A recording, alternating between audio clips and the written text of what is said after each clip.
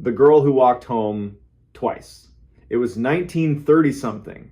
The air smelled like wood smoke and apples. Drizzle turned every porch bulb into a little planet. The high school had cut loose early for the game in Lexington. Band kids fogged up a bus with laughter. Tires hummed along the Maury.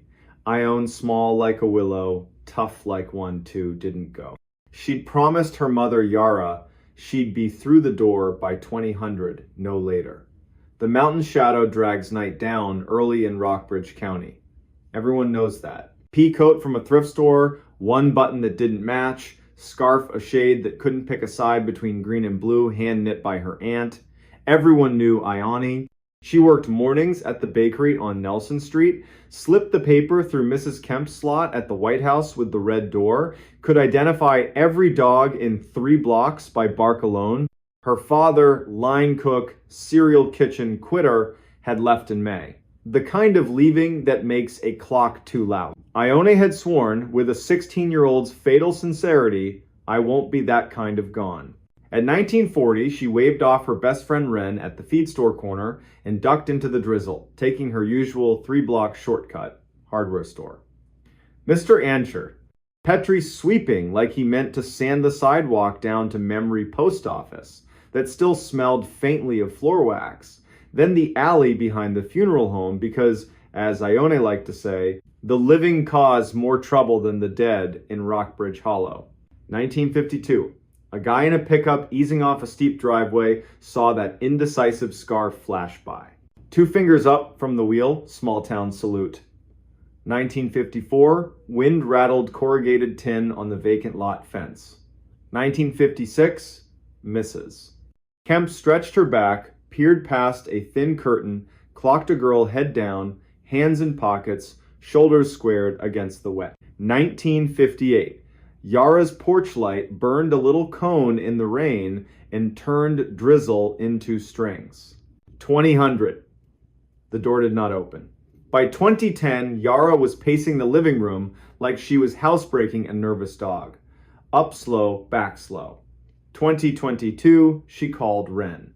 Surprise, then careful. Yes, they'd split by the feed store. Yes, Ione was fine. And there had been a man at the vending machine, Marine Corps cap, too new for the face wearing it. 2030. Deputy Rowan Deek knocked hat off, voice steady. He said the sentence every good town cop has to learn. Let us be wrong with you for 2 hours. They weren't wrong for 2 hours. They were wrong for 3 days. Night 1. Flashlights swept the seam from feed store to front stoop. Same bad gravel by the alley. Same puddle at the sycamore. Same warped funeral home step everyone knows to skip.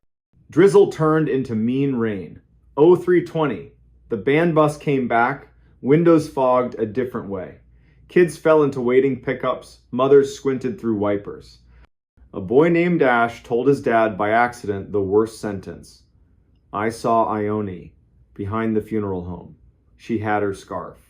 When? Just now. And when he turned to point, there was only rain. Saturday pooled in neighbors' kitchens, coffee, quiet, too many glances at the clock. Sunday, the county AR's net droned on the old repeaters. Negative contact. Monday morning, the school band played half a shade slower in the auditorium. The principal looked 10 years older when he lifted his head. At 16:20, that gray Monday, headlights smeared along Route 11. Mrs. Kemp phoned Yara. Yara ran. Mrs. Kemp, who hadn't run for anything since 1989, got there on ring 2, breathless and unpoetic. She is on your porch. Ione stood under the porch light, hair slicked flat, scarf dark with rain, coat buttoned wrong, hands in pockets, eyes bright in a way the sky hadn't earned. The bulb made a perfect oval on the boards, like the house had been waiting for its mark. She blinked once, slow, smiled, small and real. The exact smile she wore, setting a cinnamon bun on a plate like a promise. The sound Yara made porchwood still remembers it. Hands to her daughter's face. Sweetie, why did you make me wait? Ione stepped in like she'd only just noticed, wet as cold after 10 minutes. Shoes kicked off in their forever spot. She looked around, stared a beat longer at the stove clock, the plain round one rust comma on the wall under the nail. Half a laugh, swallowed. Deputy Deke came in careful, body language that said, "I belong here, but I won't make the room smaller." Ione, he said, in that slow jailhouse tone that lets people choose their own shape of words. Genuine surprise from her. "Deputy Deke, did you get a new car?" He hadn't. She tipped her head like a bird when a window stops offering sky. "Then why is it so quiet?"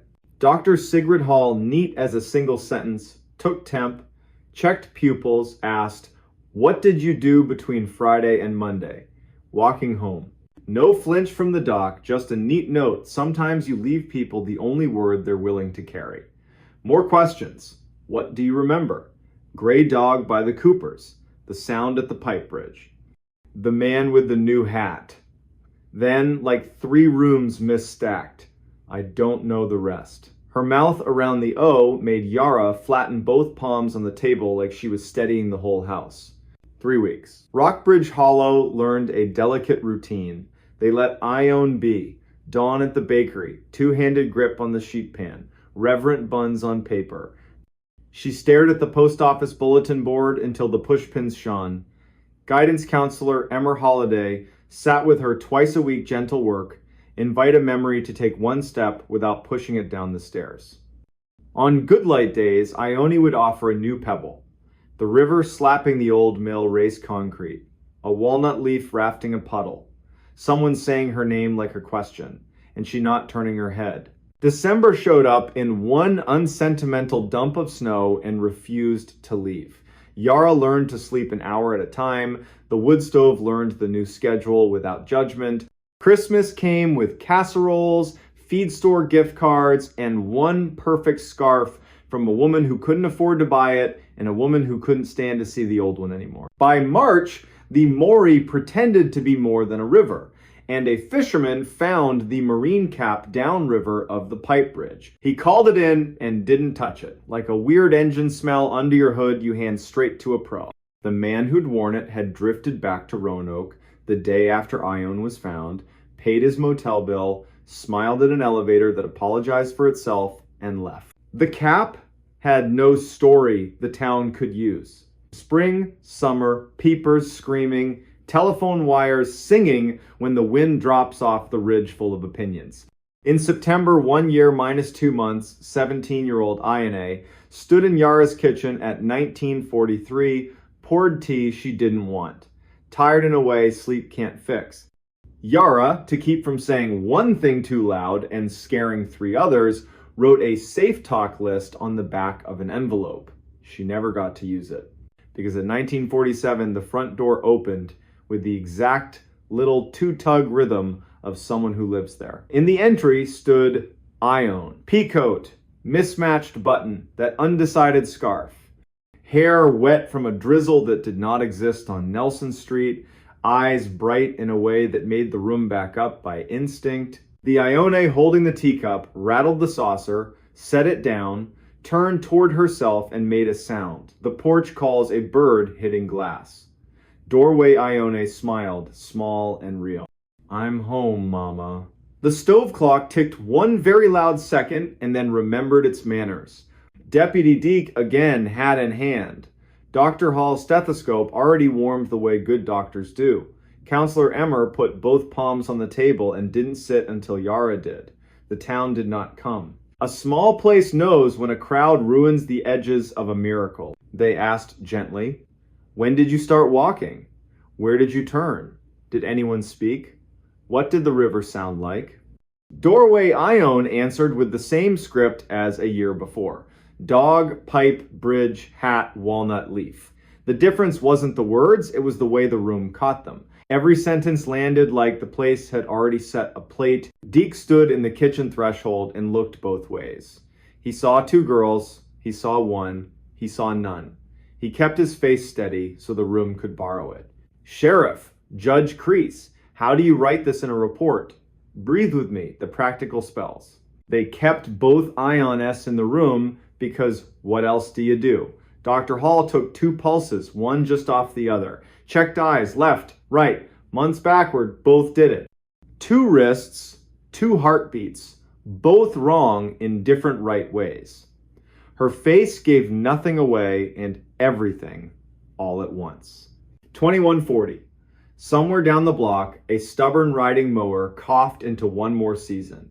Emmer broke the spell with 2 perfect lines. We're going to give the new arrival an apple, and then gentler. And we should stop calling her the new arrival. They gave her the apple. She held it like a small planet, looked at it, at the clock, at Yara, at Ione, at the hallway, to the bedroom where long division and bird names had been learned. Then, matter of fact, not triumphant, not afraid, there are 2 of me here. The tone wasn't a request. It was a math answer. She had finished counting and was waiting to be told what the number meant. The town did what towns do when the world tilts and insists it's always been level. They made order. Cedar chest to the living room. Second bed. Pastor Rowe came kind mouth. Better history. He knows how to talk without turning a room into a church by force. The sheriff, the judge, and a university woman from Lexington with a voice that makes you believe machines can help without showing off. Her term, identity event. It looked great in a report and was useless at the kitchen table. That night, Yara dozed and woke, and dozed and woke. Twice, she stood in the doorway and watched 2 girls sleep by lamplight. One hand out of each blanket, palm open the exact way Ione had always slept, as if catching sleep required a hand ready. Twice, her mother hand reached to pull a blanket higher and shook in a brand new way. Morning stretched the house back to its old shape. The bus hissed at 07:45.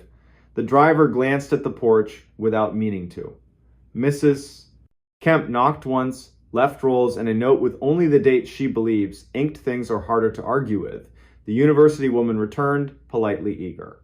Separate mic channel. Smell test, cinnamon, eyes closed.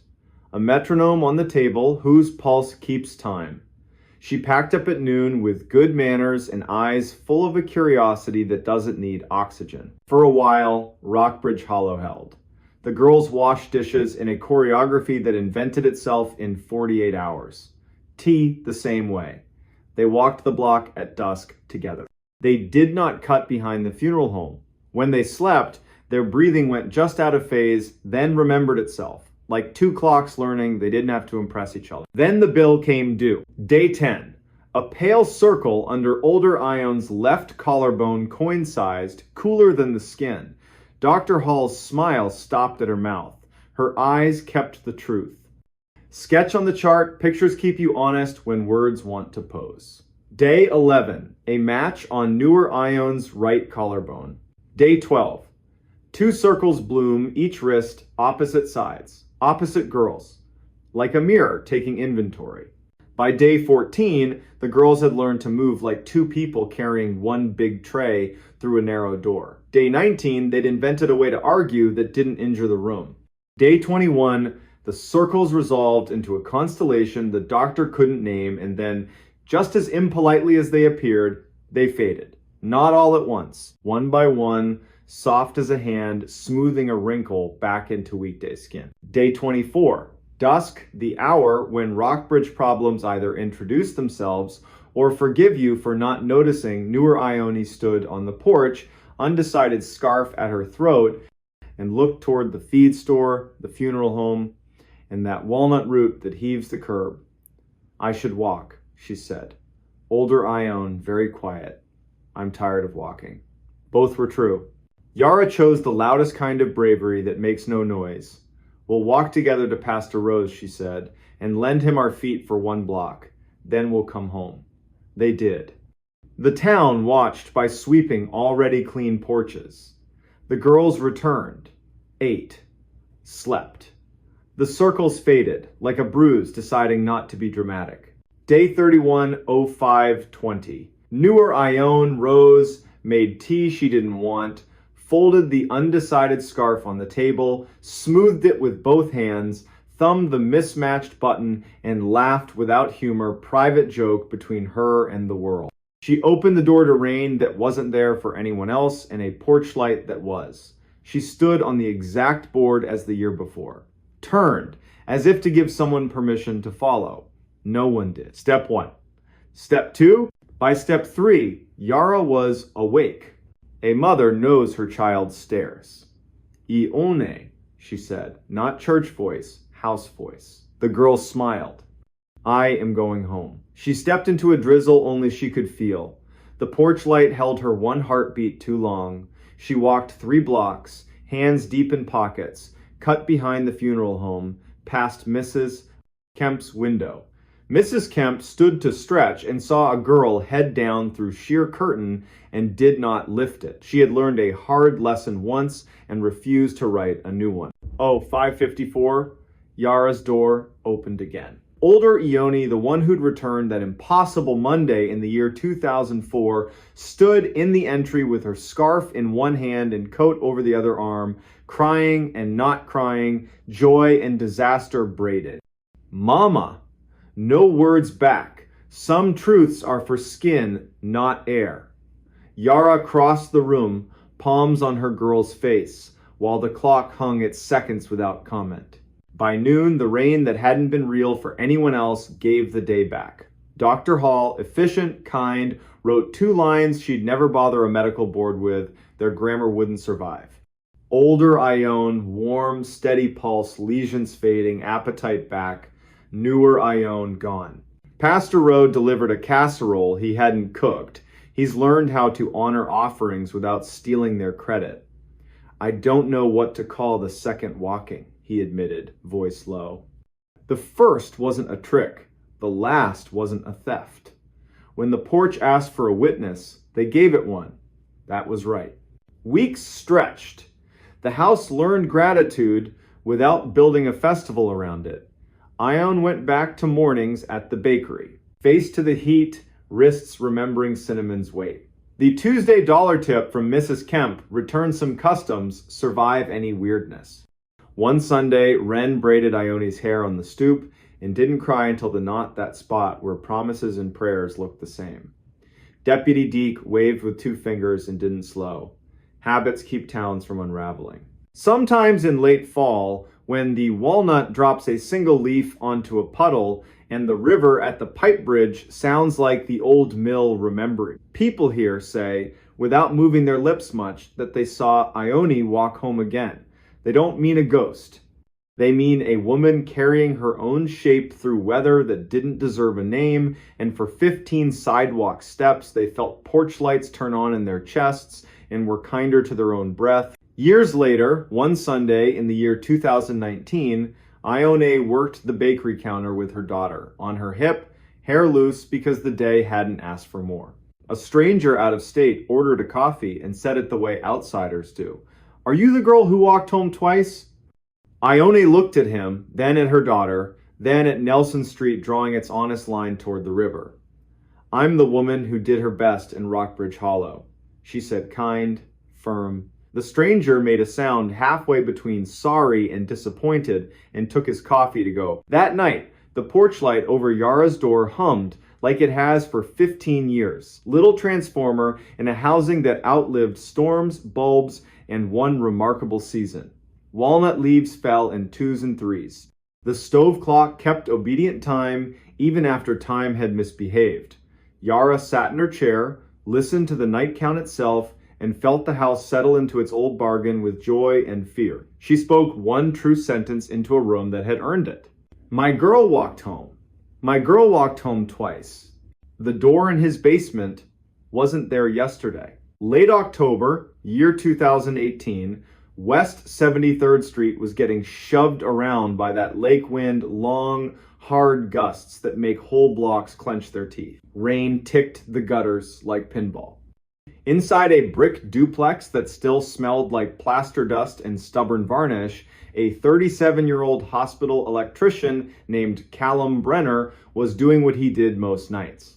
Fixing his future with his hands so his head didn't wander. Callum had bought the place in June, ripped up carpet in July, learned the patience of plaster in August. By September, he could ID every pipe by sound. The furnace, original to that era when guys wore hats to breakfast, cleared its throat every evening like an old smoker, then usually behaved. Widowed at 33 by a soft word doctors hate, Callum had decided you can outwork the long hours if you give them a job. His job was this house. A blue notebook on the kitchen counter held the list. Beside it sat a chipped ham radio mug, Coil Me Maybe, that he pretended not to like. He'd been in the basement 100 times. It was a good basement by neighborhood standards. Poured walls, old coal chutes, mortared shut in the 1960s, work sink with a stain shaped exactly like Michigan. 2 doors down there, one cream painted into a porch cubby full of sleeping paint cans, the other a janky plank into a crawl space where the October Mice Union held meetings. He knew both. He'd made peace with both. He had not met the third. At 21:42, after losing an argument with a breaker and eating dinner like a raccoon at the counter, he headed down to relight the pilot.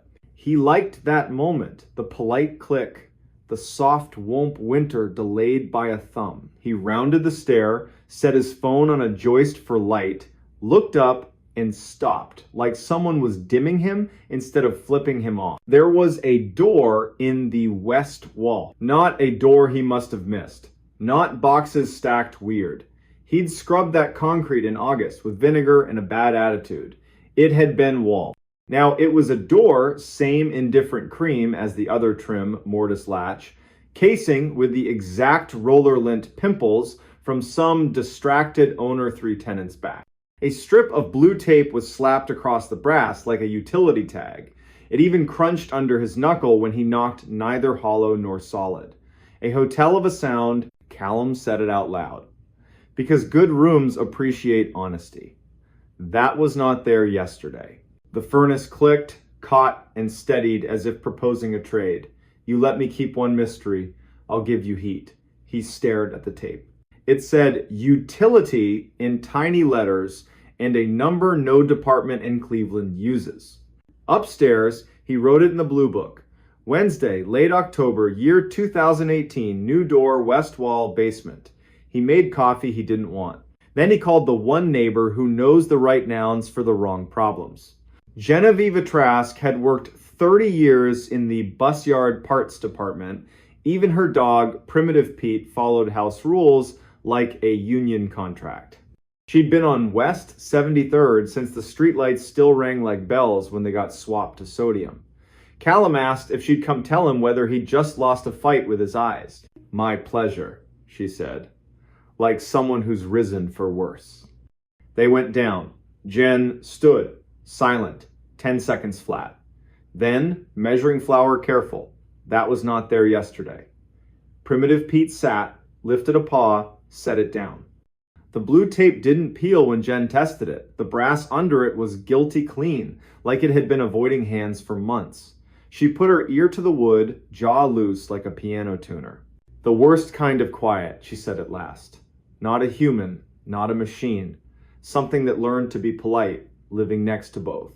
They left it shut, played a hand of gin upstairs. Jen insisted on losing gracefully. Callum walked her to the gate, watched Pete joy inventory the night, and because tongues check, bad teeth went down for one more look. The thing stayed a thing. In the morning, he called the utility mark line, contract inspections. They'd swing by Thursday unless the wind ate their schedule. And Otho Dwyer, night maintenance at the hospital. Collector of left-handed screwdrivers. Saint of simple machines. Otho showed at 1910 carrying a case that looked like it should say violin and didn't. Scope camera. He slid the head between casing and wall. The screen coughed up gray concrete, then darkness with the smoothness of air and the meanness of a throat. Some jokes take too much setup, Otho murmured, brushing the tape with the back of a finger. Tastes like municipal lie. They didn't open it. Otho poured exactly one finger of rye and told the story of an elevator that grew a sense of humor in a humorless building. He left the scope. Callum slept on the sofa because the living room had windows and the basement didn't. He dreamed of blue tape, a polite click, and a nurse's voice saying, "Not yet." Thursday, 14/27. Voicemail from inspections diverted to a sinkhole at Denison. Second voicemail from an unknown number, just silence that didn't know how to hold its breath. Then a whisper from very far down a hall. Don't come down while the light is wrong. He went home anyway. Top of the stairs, he made the announcement men only make to empty rooms. If you're human, show me your shoes. If you're not, invitation rescinded. The furnace behaved. The sump pump cleared its throat. He set a carpenter's lamp on the floor to make a small, honest city of light, and with a stub of chalk, he drew a line along the bottom of the door. If you can't make sense, you can measure. He knocked once.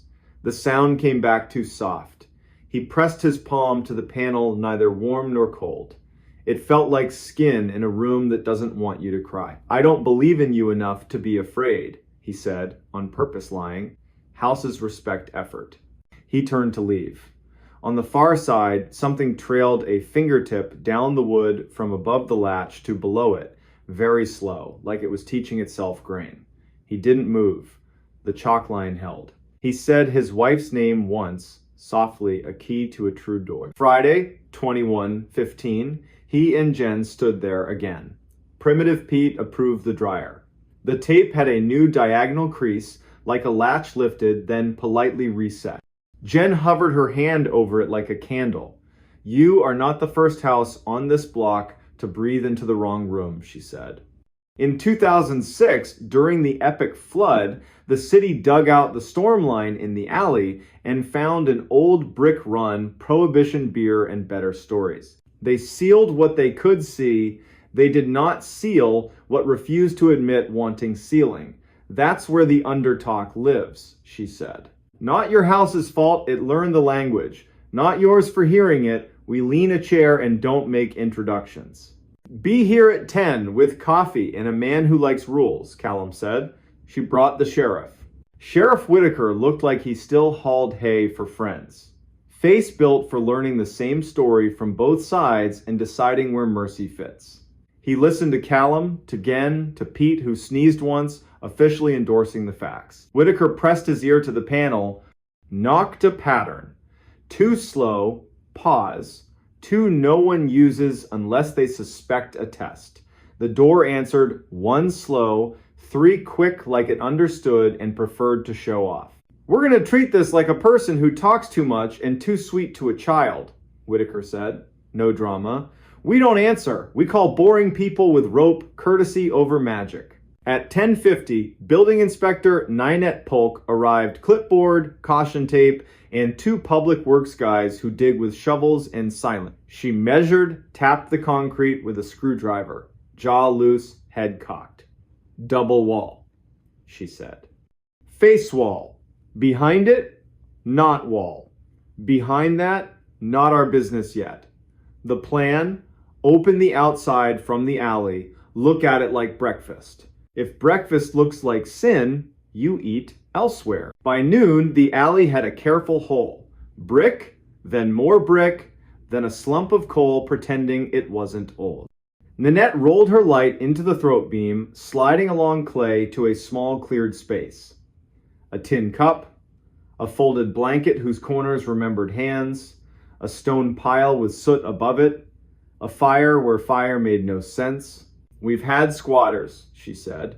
We've had people who didn't choose to be squatters, and we've had tunnels that confuse maps. This is a little of everything. Whitaker braced a gloved hand on the edge, leaned without betting his weight on anything foolish. At dusk, we come with two more bodies and a rope round my waist. We stand in your west room and say hello in a voice that can't hurt anyone. He took his pen and signed the blue tape, 10:16 on a Saturday. No underline, no smiley. Dusk. The wind inhaled and held. 3 across at the bottom of the stairs. The house delivered one timid knock, then, like it decided it needed a new tactic, went silent. Whitaker tied his rope to an old ceiling ring, laundry duty in another life, double knotted. He laid his palm on the tape, talked to the house like a dog flirting with a bad idea. We are not setting our tongues on this latch tonight. They moved the chair, lifted the latch without breaking the tape. The door opened a finger's width on its own resistance. Air came through at the temperature of old apology, coal, and long rain. His shoulder light showed a low brick run, 4 courses high, then a gap all along the top like the mason knew better and got paid by a man who didn't. In the dust beyond, 4 finger marks, evenly spaced, someone who'd learned to count to 4 and wanted company, and a 5th, shorter one like a tired heart. Whitaker didn't step through. He bent, lowered his head, and said a name to no one, like a midwife teaching an empty room the word it's waiting for. Is anyone here who can stand the sound of their own name? 20 heartbeats, then a cough from the corridor, not brave, not sick, small on purpose. A voice, careful, like someone who only wants to borrow the part of the law that cares more about living than rules. I am hungry. Come into the light then, Whitaker said, measured. No names, no introductions to the dark. A face glanced into the cone, then jerked out. Quick, private decision. The figure didn't cross. Do you have a sandwich? They asked. Jen started to answer. Whitaker lifted a hand. The room obeyed. We have a sandwich. You may have it on this side. He set it on the brick, stepped back a generous pace. A thin hand took it. Gratitude made of bread and shame filled the small room. I didn't steal the ring, the voice said. The ring was already in here. It's welded to the wall. We'll speak again in the morning, Whitaker said, as if this were any kitchen, any night. If you're still here, that would be a blessing. The dark laughed, once surprised at the word blessing. Then, I'll be here, the rain decided to stay. They closed the door. No chair, sometimes chairs are theater when you need policy. Sleep came in the way it does when a house tries to grow a new tongue. Morning, the chalk line had a clean nick where the door had opened and closed. The tape now had 2 creases. In the alley, the little camp had a second cup that hadn't been there. On the brick, a note, careful hand, fountain pen tidy. Thank you, I won't be here long if you leave it. I know the way that does not ask you to break your rules. I followed voices, and that was my mistake. I am leaving now by the other mouth. Nanette read it, folded once, bagged it, dated it in words events like this should resist numbers. Sometimes people want a story, she said. Sometimes they want a door that says, no, we'll build you the second one. They hired masons from Ohio City argument-winning walls. A second wall went up in front of the first, tied with rebar that enjoyed its job. They pumped the crawl with flowable fill. Fill is kinder than concrete. Cut a new drain to the alley with the city's blessing, which almost never happens and did. They left the door hung for the sake of the room so a man, mug in hand, a year from now, could touch a latch and remember that fear behaves when it isn't fed. One Sunday in December, after the work and after the lake found its winter voice, Callum stood at the bottom of the stairs, set a sandwich and a thermos on the brick. No speech, no theater, listen. The house was just a house. You don't get to grow a new door without telling me first, he said, mostly to make the air file the sentence somewhere. Winter settled. Primitive Pete suffered boots. Jen taught Callum to let houses tell their little understories without volunteering his name. Whitaker sent a holiday card with a knot on the front. Otho reclaimed his scope, pretended to be offended at how clean the lens came back. Nanette drove by twice in January to make sure the wall looked like it meant it. In spring, the city found more legacy brick down the alley and filled that too. The report used the word legacy like a period. Every now and then after midnight, wind slides between those houses like a memory that learned to walk. The furnace coughs a sound you could mishear as a polite knock. A man stands in his basement with his palm on a harmless latch and says the names of the people who made a strange night decent: Genoveva, Otho, Ninette, Whitaker, and the name of the woman he loved, because names are keys, and grief is a door you don't open so much as a company. Then he turns out the light. Basements have long jobs. They don't need help from shadows that think they're clever. If you ever buy an old house in a city that keeps secrets under its sidewalks, you might wake up to a door where plaster swore no door would be. You don't owe it curiosity at midnight.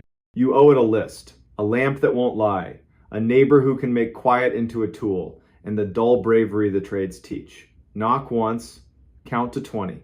Call someone with rope, and if a voice on the other side calls your name like it's entitled to it, remember the single sentence that carried an ordinary man and his unremarkable house through a night when the city tried to breathe through his wall. We're not answering, we're not leaving, we're coming back with more people and better light. He moved into a house that wasn't empty. All right, today's story takes place in a quiet Hudson River town, late October 2021. It starts like a normal move-in. It does not stay that way. Rowan Kell is 37, lean, practical, the kind of guy who has carried other people's boxes for years and finally gets to carry his own. He buys a tall, tired Victorian on Wemple Street widow's walk, slouching porch, stained glass over the stairs. On paper, the house has been empty for a season. Before that, a retired school librarian lived here. The listing says charming details. It does not list the other detail. Listings never do. Night 1. The Hudson is dark as melted iron. A freight moans across the bridge. Leaves drag the gutters. Rowan backs a rental truck to the curb, sets a hand on the rail, and feels old paint give. Inside smells like dust and lemon oil. The floor has that note old houses sing when they map where feet prefer to travel. He makes a bed, sort of. Cooks eggs in his grandmother's pan, eats by the open kitchen door. To the west, wind chimes, arguing with themselves. To the east, a radio playing Old Soul so quietly it feels like someone pacing a kitchen. 11:48, he takes the trash to the alley, inhales the cold. A cat posts up at the fence like a bouncer. He laughs, goes in, deadbolt, chain, lights off except a small lamp in the front parlor. 12:17. From the kitchen, a drawer opens, wood on wood, soft, then closes. He's not asleep, he's in that new house mode where your brain catalogs every sound like pop quiz questions. The drawer again, same speed, same breath. A single spoon ticks the divider, like a hand lifted it, weighed it, set it back. Rowan breathes, runs the script. Houses settle, pipes rehearse, mice sound huge at night. He pads in on cold boards. Every drawer is flush. The counter is polite and empty. Moonlight makes a pale square on the table. He opens the top drawer and shuts it, imitating the sound. Okay, brain, there you go. He puts water on for tea because people who aren't afraid make tea at midnight and that's when he sees it. On the pantry door, shoulder height, a little wax circle, a fingertip habit mark. Years of touch, wiped and redrawn. Not fresh, not ancient, just used. Morning is chores, locks, heat, chimney. The locksmith, Nate, admires the old brass and swaps the cylinder. A neighbor shows up with a casserole wrapped in a cherry towel. Her name's Avril Peak. She bakes when weather thinks too hard. She mentions the librarian kept hours you could set a watch by and casually says, if the attic fusses after midnight, check radiators before raccoons. These old girls bang. After lunch, the house tells him a secret. In the coat closet, his elbow finds a seam. He presses. A narrow panel sighs opens steep servant steps between pantry and the back corner upstairs. He shuts it, opens it again, because that's what you do when a wall suddenly becomes a door and dusts the threshold to see if anything uses it later. That night, the river breathes colder. He writes a list at the kitchen table. 12:20. Toothbrush in his mouth. The dumbwaiter slides 2 inches and stops. Rope creaks, goes still. He watches the pantry door in the mirror until the fog clears. 1:44, he wakes to the smell of toast. The toaster is unplugged. He quietly laughs at himself and rolls over. Day 3. Riverwalk, hardware store, Goodwill drop. He returns at 4 and through the frosted front glass sees a shaped shoulder, hand step back. He enters slow. The air smells faintly of lilac drawer sachets. On the entry table, a small tissue bundle. Inside, a brass key, smooth as a worry stone, stamped with a single letter B and a scratched number 1. Not one of his. In the kitchen, a thin line of flour has moved, like a cup was set and lifted. A cup is clean, drying on the towel. In the pantry, the dumbwaiter rope quivers and stills. At the back stair threshold where he dusted, half-moon prints. Not boots, not bare, soft sole, small or careful. Rowan opens the closet panel and speaks into that narrow dark. Calm. I own this house.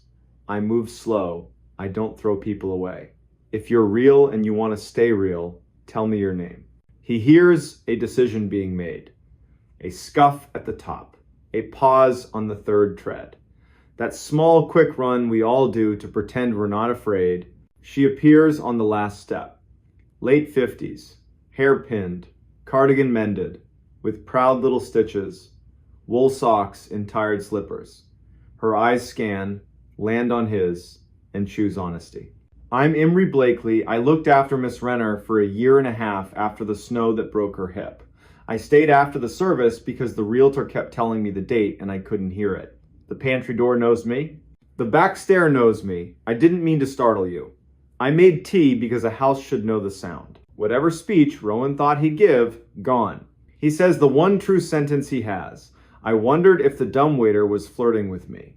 Imry almost smiles. The key? Service key, she says. Miss Renner gave it to me when the ramp went in. I hid it under the flour tin because I hide important things in unimportant places. You were at the river. I set it out when I heard you would fit your own name here. Rowan. That's a name that can learn a house. They move to the kitchen like two people agreeing not to break anything. In better light, he sees her cardigan buttons are all wrong sizes, her amber ring chipped smooth by years, and her hands jar-opening hands. She apologizes for the flour. She baked biscuits yesterday because the house woke up hungry. There are 3 in a tin, second shelf. She's not a thief. Then I owe you butter, he says, and the kettle, which has been placed cold on a burner out of habit, gets clicked on for real. Over tea, she gives him the owner's manual, no inspector rights, where radiators bang after rain, how the pantry hinge forgives more quickly if you hum, wax the dumbwaiter rope in November, scold it in July. The cellar light needs 2 breaths to remember it's a light. The center post should have been replaced 20 years ago. The house forgives it monthly. The drawer, top right, always slides back a spoon's width. Miss Renner kept a rubber band there because elastic keeps secrets better than a latch. The sound he heard was the spoon settling. The house was pointing at the elastic. Imry stands. I'm in your way. I meant to say goodbye and got embarrassed. I'll leave by the back stair. I'll leave the key. If the pipes talk too much, call. Rowan surprises them both. Stay for supper. Averill brought a casserole. I repay towns by eating what they hand me. They eat coats on because the heat schedule's still formal. Imry tells small, dignified stories. Miss Renner sang morning hymns without believing because habit and comfort share a coat. The back bedroom, under the little eave, wakes early on snow days. Whoever sleeps there will always beat the plow to the first cup. The cast iron sink has a comma-shaped chip, permission to keep going when a sentence seems finished. Before she leaves, Imry asks for a plain blessing. Not church, just something to keep people from sharpening themselves on the wrong edges. She closes her eyes, breathes once, and says to the floorboards, "We will act like neighbors, even when we don't believe in that word. We will be dull when the house asks us to be dull. We will answer with our bodies only when we are sure our names will be kept. We will not talk to empty rooms about the wrong things, not after dark." The panel closes on her shoulder. The quiet that follows feels chosen, not imposed. Rowan drops the service key in a little dish by the door. Tools like to know where they live. Weeks pass. He learns the wall of stained glass catches fire at a certain hour. He files a note with the county to acknowledge the back stair and the title. Some arrangements need paper when a house changes names. He returns Averill's towel with a loaf of something he hopes counts as baking. Sometimes he finds signs of Imry that aren't mistakes. A box of matches where there weren't any, a clean cloth folded where he'd left a crumpled one, a tidy list on the underside of a pantry shelf, wax rope, Check lint trap, tuck draft snake. He writes thank you in the margin with a dull pencil. Late November, Averill appears with a county inspector who measures politely and asks the best question a bureaucrat can ask. Does this panel count as a door or a hatch? Rowan says it counts as a secret that deserves to be acknowledged. The inspector actually writes that down. That night, the wind returns with a dry old paper hand. Far on the river, a horn pulls a long, low goodbye that never is. At 1:44 in the Eve bedroom, Rowan wakes and listens. Radiator tap, dumbwaiter's shy inch, the spoon's little settle, a jar lid popped like someone forgot to loosen it. He smiles into the dark and whispers the rule he's learned here. Not answering. Not tonight. In December, the first snow is generous. Rowan learns to broom the steps like porchmen do, always pushing to the same drift, so it learns its place. Imri leaves a cream card with her new address. Basement studio, window facing a black walnut, part-time job at the county historical typing ledgers, saying names out loud so they don't think they're finished. She asks one favor. There's a trunk in the attic. Miss Renner's aunt, Minta Thorne, kept a diary for 50 years, careful and mean in the best way. The family would like the trunk if it can come down without swearing at the rafters. They climb the front stairs on purpose. The attic opens with paint stick reluctance, then generosity.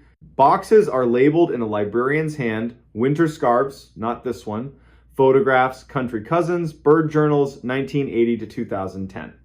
The trunk waits under the peak leather straps. Tack heads like stars. They don't open it. Not yet.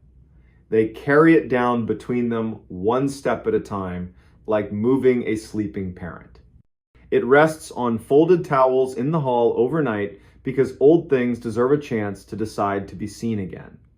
Next day, the niece Lorna Vetch arrives with grocery tulips and a cake. In the parlor light, they lift out muslin-wrapped books, a cloth bag of buttons, a county fair postcard for a totally average pie that still won a ribbon, a small silver bell on frayed red ribbon, and 3 glass marbles that for no reason never lost their shine. They leave the bell and the marbles. The books go with Lorna. She cries. No one apologizes. Imri thanks the air and without looking at Rowan, squeezes his forearm. This house could have eaten the trunk. You didn't let it. The town weaves itself in. Lux Odea, the sash guy, fixes a window in exchange for shelves and a long story about a boat. Averill brings a pie when the weatherman says, icy mix. Sometimes Imri knocks at the front, sometimes she ghosts the back stair. Either way, she says hello like joining a sentence, not starting one. January. A title office woman arrives, shivering with a folder.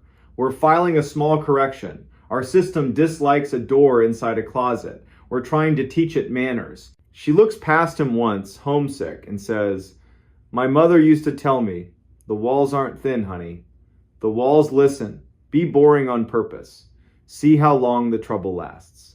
By March, the house is ordinary, which, if you've ever lived with an old place, means dear. At 1:44, the kitchen makes the spoon sound and then doesn't. He doesn't get up.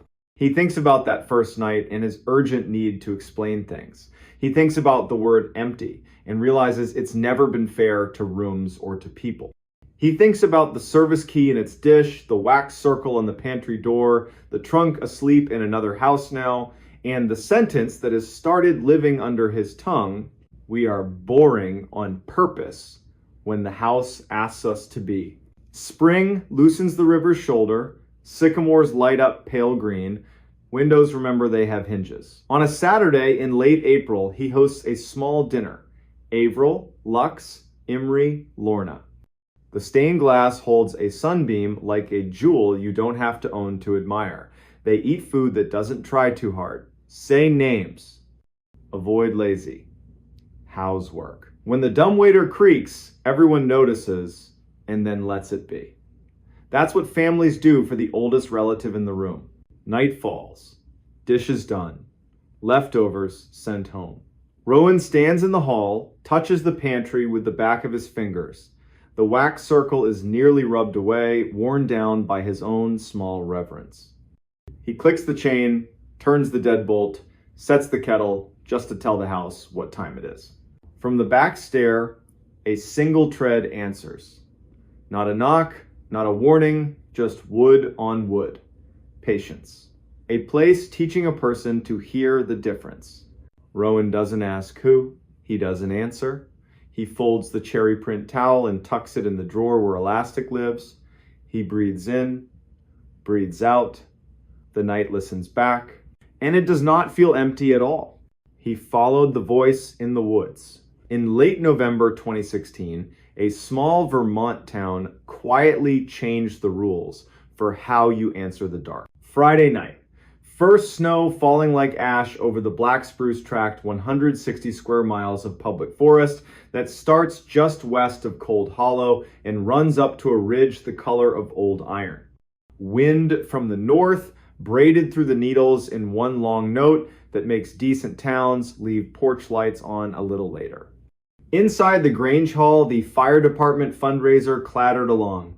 Raffle wheel, paper plates, kids ping-ponging between folding chairs, and one man, Orrin Vale, 39, a union electrician and lifelong night walker, kept glancing at the windows whenever a gust put its hard hands on the glass. Orrin's grandfather taught him to read the woods like a second alphabet. He carried a compass the way other men carry a pocket knife. He knew the low deer paths, the soft saddles between hills, the larch bark smell in thaw.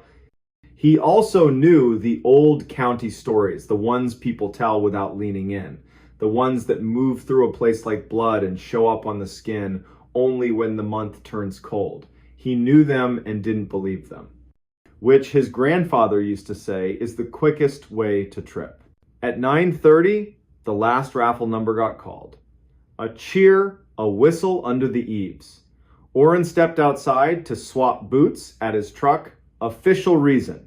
Real reason, listen to the night. Sky with that pale pre-storm glow that shows up 5 minutes before the real snow decides to get serious. He tightened his laces, looked beyond the last lit porch at the forest's black shoulder. That's when he heard it. A word as soft as an unfinished thought. Hello! He locked up like an animal when a twig snaps wrong. Then a short laugh at himself, shake it off. Your name is not written in the air. Street still ordinary. A plow truck idling on the corner, TV glow in a window, boots crunching frozen grit. Nobody else stopped. He headed home, head down against the fine sting. At the seam where the last streetlight quits and the road becomes suggestion, the voice returned clearer from the tree line. Orrin, truck radio bouncing off metal, teenagers behind the mill, or just the human ear, born to fall in love with the shape of its own name. He didn't speed up, didn't slow down.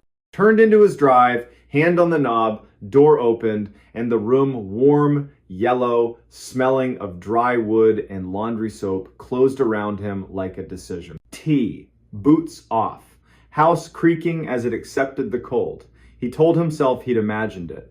Then, from past his backyard, down where his fence met the Forest Service boundary, a child laughed and then shushed himself, the laugh of a kid who's won the game and wants to keep the secret. Orrin stood so fast the chair legs squealed. He took a big flashlight and his canvas coat, the one with nailhead nicks along the sleeve. Back step, breath in like medicine.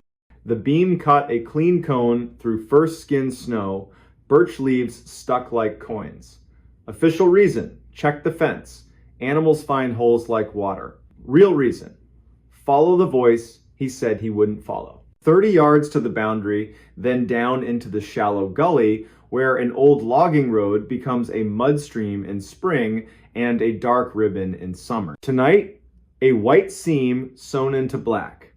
He stepped over the sagging cedar corner post thing had wanted to retire for years. Stood in the old road. Trees leaned in, not unfriendly, just present. Far, nearer, then in the space between two breaths from nowhere at all. Orrin. Over here. Flat. calm, spoken by someone who knew he would come. Whoever you are, wrong yard. He said to give his mouth something to do. The wind eased. The light found only clean snow. Here's where the story could have ended. He could have gone inside, called Deputy Thad Lorman, and said the sentence men like him hate. Maybe I'm imagining things. Turn the deadbolt, put the kettle back on, let the weather change the subject.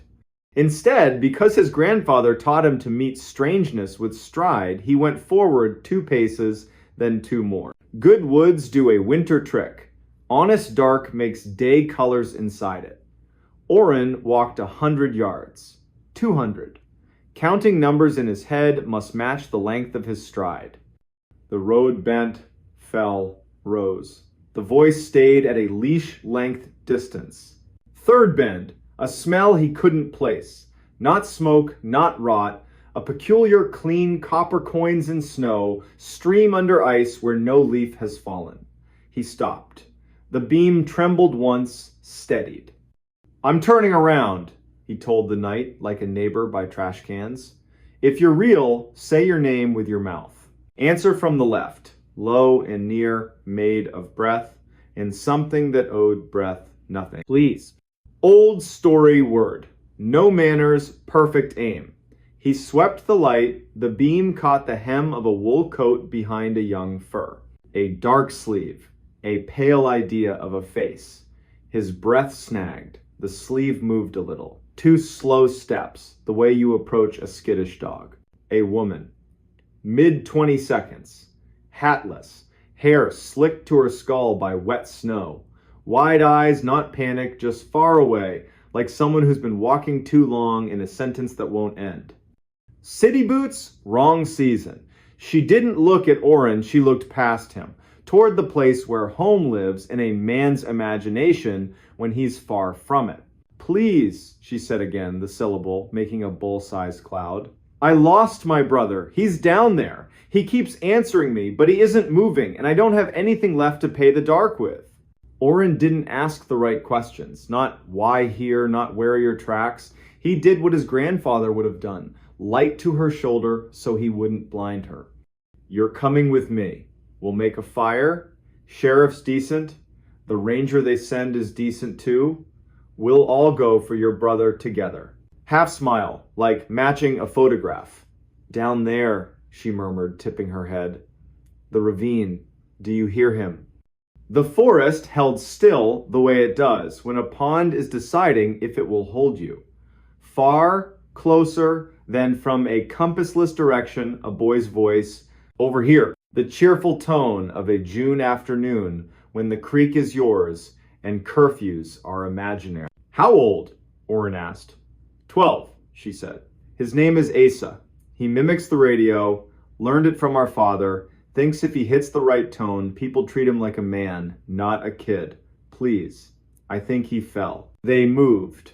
The ground began to disapprove. Orrin nicked a white birch with his thumbnail string on the doorknob, breadcrumb for daylight, and began a new count. Short numbers you use to tie yourself to yourself. The land broke, narrow gash, choked with blowdown, bottom a slim black promise of water. Orrin crouched, felt for purchase, chose a route that wouldn't let the night right itself without him. You wait here, he said, and pushed light into the dark. Halfway down, breath to the left, rustle to the right, and up ahead. Here, the boy said, and rapped twice like knuckles on a plank. Boot slipped, shoulder caught. Breath rode back into his chest like a stranger. I'm coming, he said. Tell me your name. Same sunny broadcast voice. Asa Vale. Wrong. Valley in a mouth that small? He looked back. The beam sketched the woman from the knees down, the slope eating the rest. She hadn't moved. He couldn't see her face. Asa, Orrin tested the tone you use with a dog proud of its one trick. Your sister says you fell. The reply came from 3 places, one after the other, like a round sung wrong. I fell, I fell, I fell. Clean cold slid under his coat like a hand. He turned right. Light found an old plank bridging the cut, the kind loggers tossed down for a shortcut. On it, a pair of gray glove liners, small. Beyond it, a moving black that breathed. The voice came again, now behind him, now from the far slope, now from under the plank. Sweet, teachable, wrong. Oren. Hello, he tried. The last courtesy of people. Nothing changed. One careful step uphill. Another. The woman's boots stepped back to make room, silent as sleep. He put the light on her face. She let him. Very dark eyes, very dry, not cold, not warm. She looked like a person photographed in an eclipse. We're going, he said, level. He climbed past her, back to the old road, and did not run. Kept the beam 3 steps ahead, made sure the ground didn't decide to turn trickster. He said soft, the name of his grandfather, the ridge, the stream, the man in town who could fix anything with a coat hanger. That's how men like him pray. The voice followed at the same polite distance, calling his name, then trying other names, one by one, like a radio dial. Mael, Thad. His father's name, the one he hadn't heard aloud in 10 years. Shape, correct. Weight, wrong. The hair on his arms tried to grow a second coat. Fence. He stepped wrong, caught his coat, cursed with relief. The light washed the line. Trees were trees. Night was night. True snow now, steady and adult. On the stoop, from just the other side of the glass, the boy knocked his small knuckles against Oren's name. Please. Inside. Back against wood. House decided to keep him. A short, embarrassed laugh. He'd forgotten the world has edges. Flashlight down. Phone up. Dispatch picked up. Torin recognized the voice. No staircase of questions. Need a courtesy drive-by, Oren said. Something at my north line in the tract. A kid, or not. Send Thad. Tell him I'll stand on the stoop like a fool until his lights hit my fence. Sergeant Thad Lorman came slow, because slow bleeds pressure out of nights like this. The light bar painted the trees blue, red, white, a cheap, honest carnival. Thad listened to Oren tell it with the part of his mouth that jokes about fear and the part that doesn't. He nodded. If it's a kid, we help. If it's not, we're not feeding it names we care about. We wait till morning. Ranger Ilsa Peregrine will bring a map, and that way she has of seeing ground that doesn't want eyes.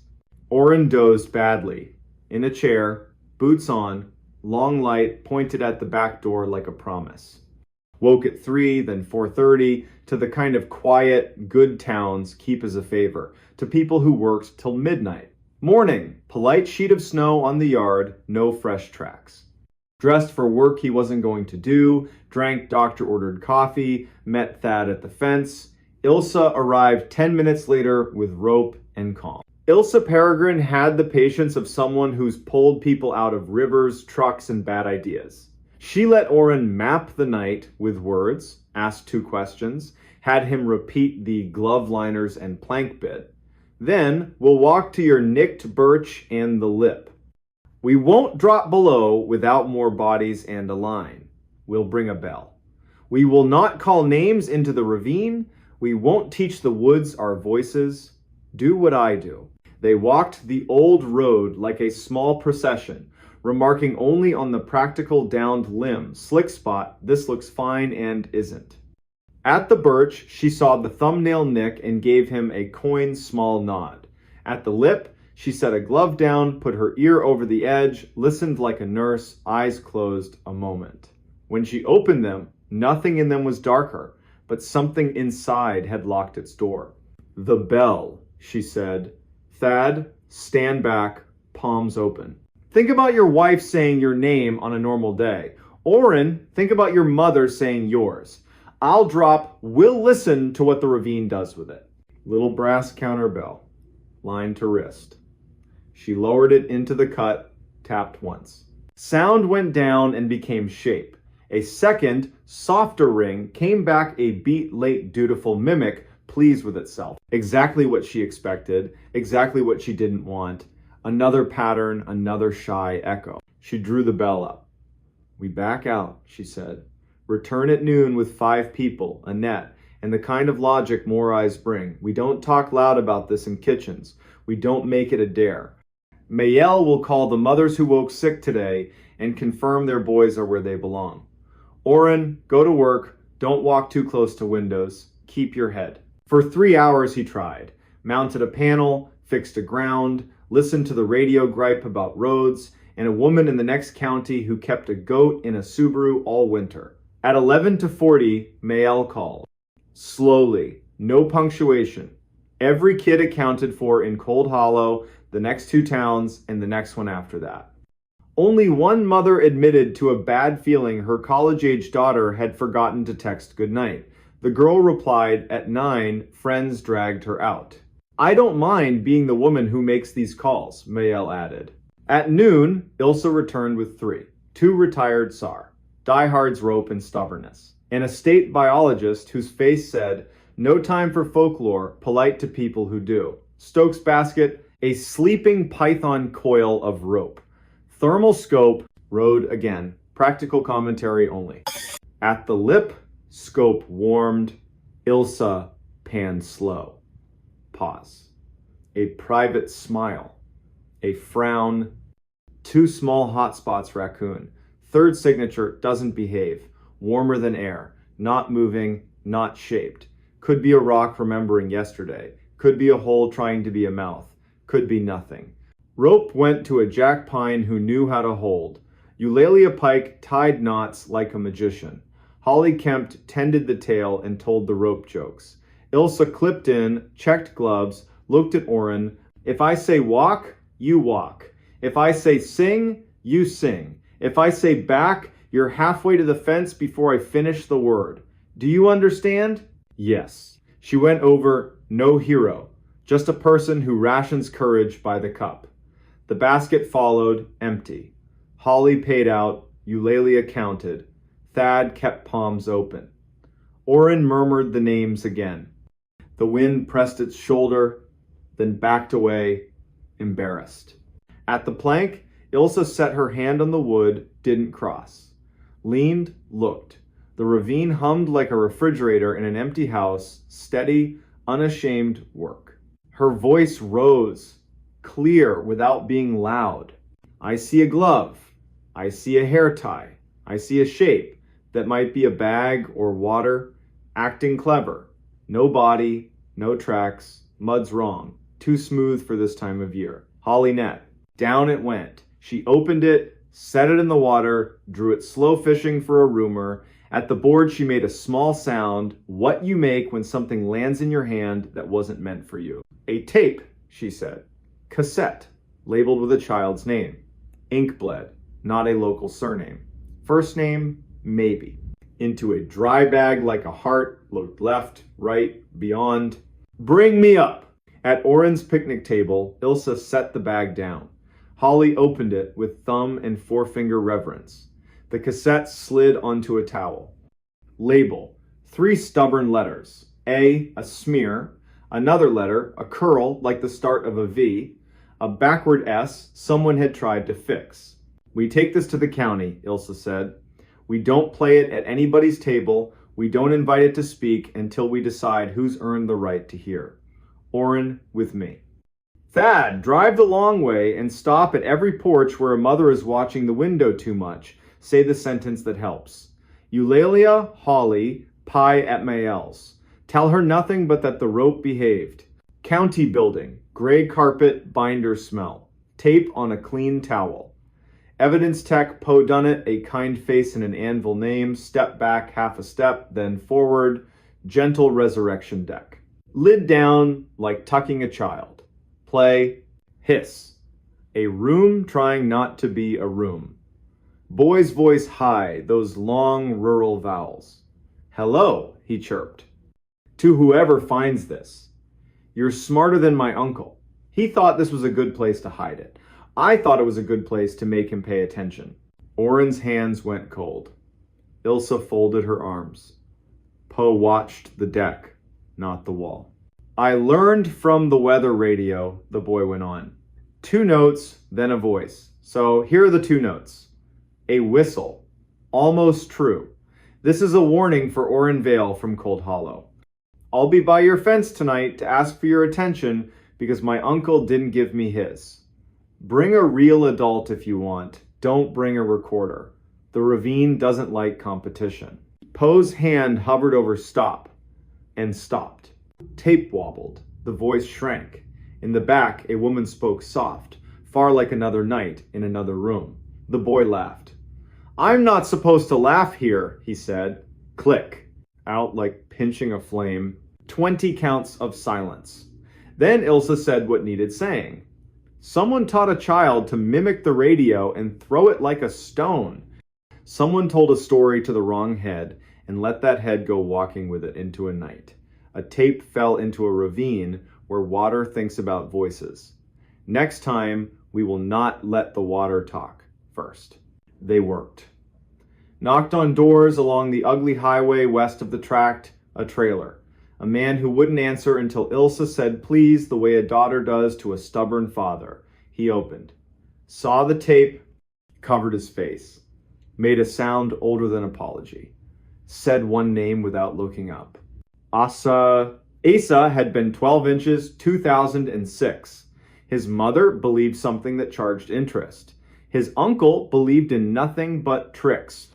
Asa memorized the weather radio panel like a prayer, used it for jokes, then defense, then art. He threw his voice into dark to see if the dark would throw it back. It did. One November night, he walked to the ravine to show the dark. He didn't come home. The uncle told no one, managed grief like a secret, called it clever. It was cowardice. They found a hair tie. 2 glove liners. In spring, when the ravine surrendered its slow winter work, a shoe with its lace still tied, and 1 small clean bone. They wrote what the report allowed. No spectacle, no feeding the woods names it hadn't earned. For a week, Orrin stood by his fence each night. Didn't call, didn't answer. Stood. Trees did the old work. Wind chose other halls. Once, very late, when the stars dropped their light lower, a voice from somewhere between branch and ground said his name without hunger. Orrin, like ticking off a list, he said nothing back, let air, cold, and needles speak over him. Went inside, boots by the door, slept without dreams. That winter, from Route 2, the tract looks like any black wall with silver on it. It is any forest. It will let you in if you bring a good map and let you out if you bring better friends. It will listen to anything you say, repeat very little. If you ever stand on a porch in first snow and something at the tree line uses your name, you'll do what Cold Hollow learned after Orrin Vale followed a voice once and decided not to. Again, go inside, put water on with her big. Call the person whose job is rope. Don't teach the night the words daylight will need. There are always voices in woods where wind earns its wages. Some are weather, some are water under ice. Some are branch and bird wearing a rhythm our heads mistake for language because language is the rhythm we gotta reach each other. And some are something else, a debt you pay by sitting still while the professionals work. If you must say anything to the dark, keep it brief and ordinary. Say your street, say your name the way you learned it when you were honest. Then say the one true sentence, Ranger Ilsa Peregrine gave this town to keep like a matchbox in a drawer. We are not answering you, we are not leaving you, we are coming back with more people and better light. The missing campers were never alone. Today's story takes place in Idaho's Salmon Chalice backcountry. Late September 2018. 2 campers vanish near an old fire lookout. Search teams go in, radios crackle, dogs work. Then a voice in the timber starts saying one of their names. And the rule out there, the one they don't put on maps, is simple. If a voice calls your name and there isn't a mouth you can see, you don't answer. Sunday night. Rain falling in thin ropes, polite but insistent. The granite smells like a coin. Weekend traffic bleeds east. In Shoup, the cafe lights go down. The river keeps its sentence. On the 3rd floor of the county building in Salmon, under humming fluorescence, dispatcher Kaya Merritt settles a headset and sips from a chipped mug. 41, good at hearing the difference between wind on a mic and fear in a throat. At 21:47, the primary line rings a childlike rhythm. Kaya picks up a careful male voice. I need to report 2 overdue campers, my cousins. I'm next to their truck at the Loon Creek turnoff. The camp host told me to call before I get brave. Kaya goes methodical. Names: Ivor Doss, 42. Lena Doss, 38. Boise people. Left yesterday with a light kit and ridiculous amount of jerky. Destination: Ridge by the old Jarvie Lookout. They brought a radio. They also brought stubbornness. Stay with the truck, Kaya says. Do not step into timber. Coordinates go into the form twice, clean. Deputy Roland Knapp, 39, a face that makes people tell the truth by accident, drops a cup of stew and starts his hour-long drive. Ranger Nick Salcedo checks in from a cabin near Panther Creek. Patient voice. Knows where people make their first wrong decision. By 2240, red and blue lights lay themselves across wet trunks at Loon Creek. The blue Ford is locked. A map inside is soaked, still readable in a bleeding wet. Camp host materializes. The pair planned the ridge, backed in for an early exit. Rain's coming, he'd warned. Rain brings the air alive, they'd said. Nick slides the map onto the tailgate. A penciled circle on the ridge. A dotted line up the wrong drainage, then corrected like a man who doesn't like admitting guesses. Beside the circle, Lena's neat list. Stove, coffee, headlamp, prayer. Time matters, Nick says. No volunteer conga line onto wet granite at midnight. Cousin stays with the deputy. We do this steady. At 1, they find the camp the way you sometimes do. Ghost of a new fire ring, a tiny cairn somebody couldn't resist.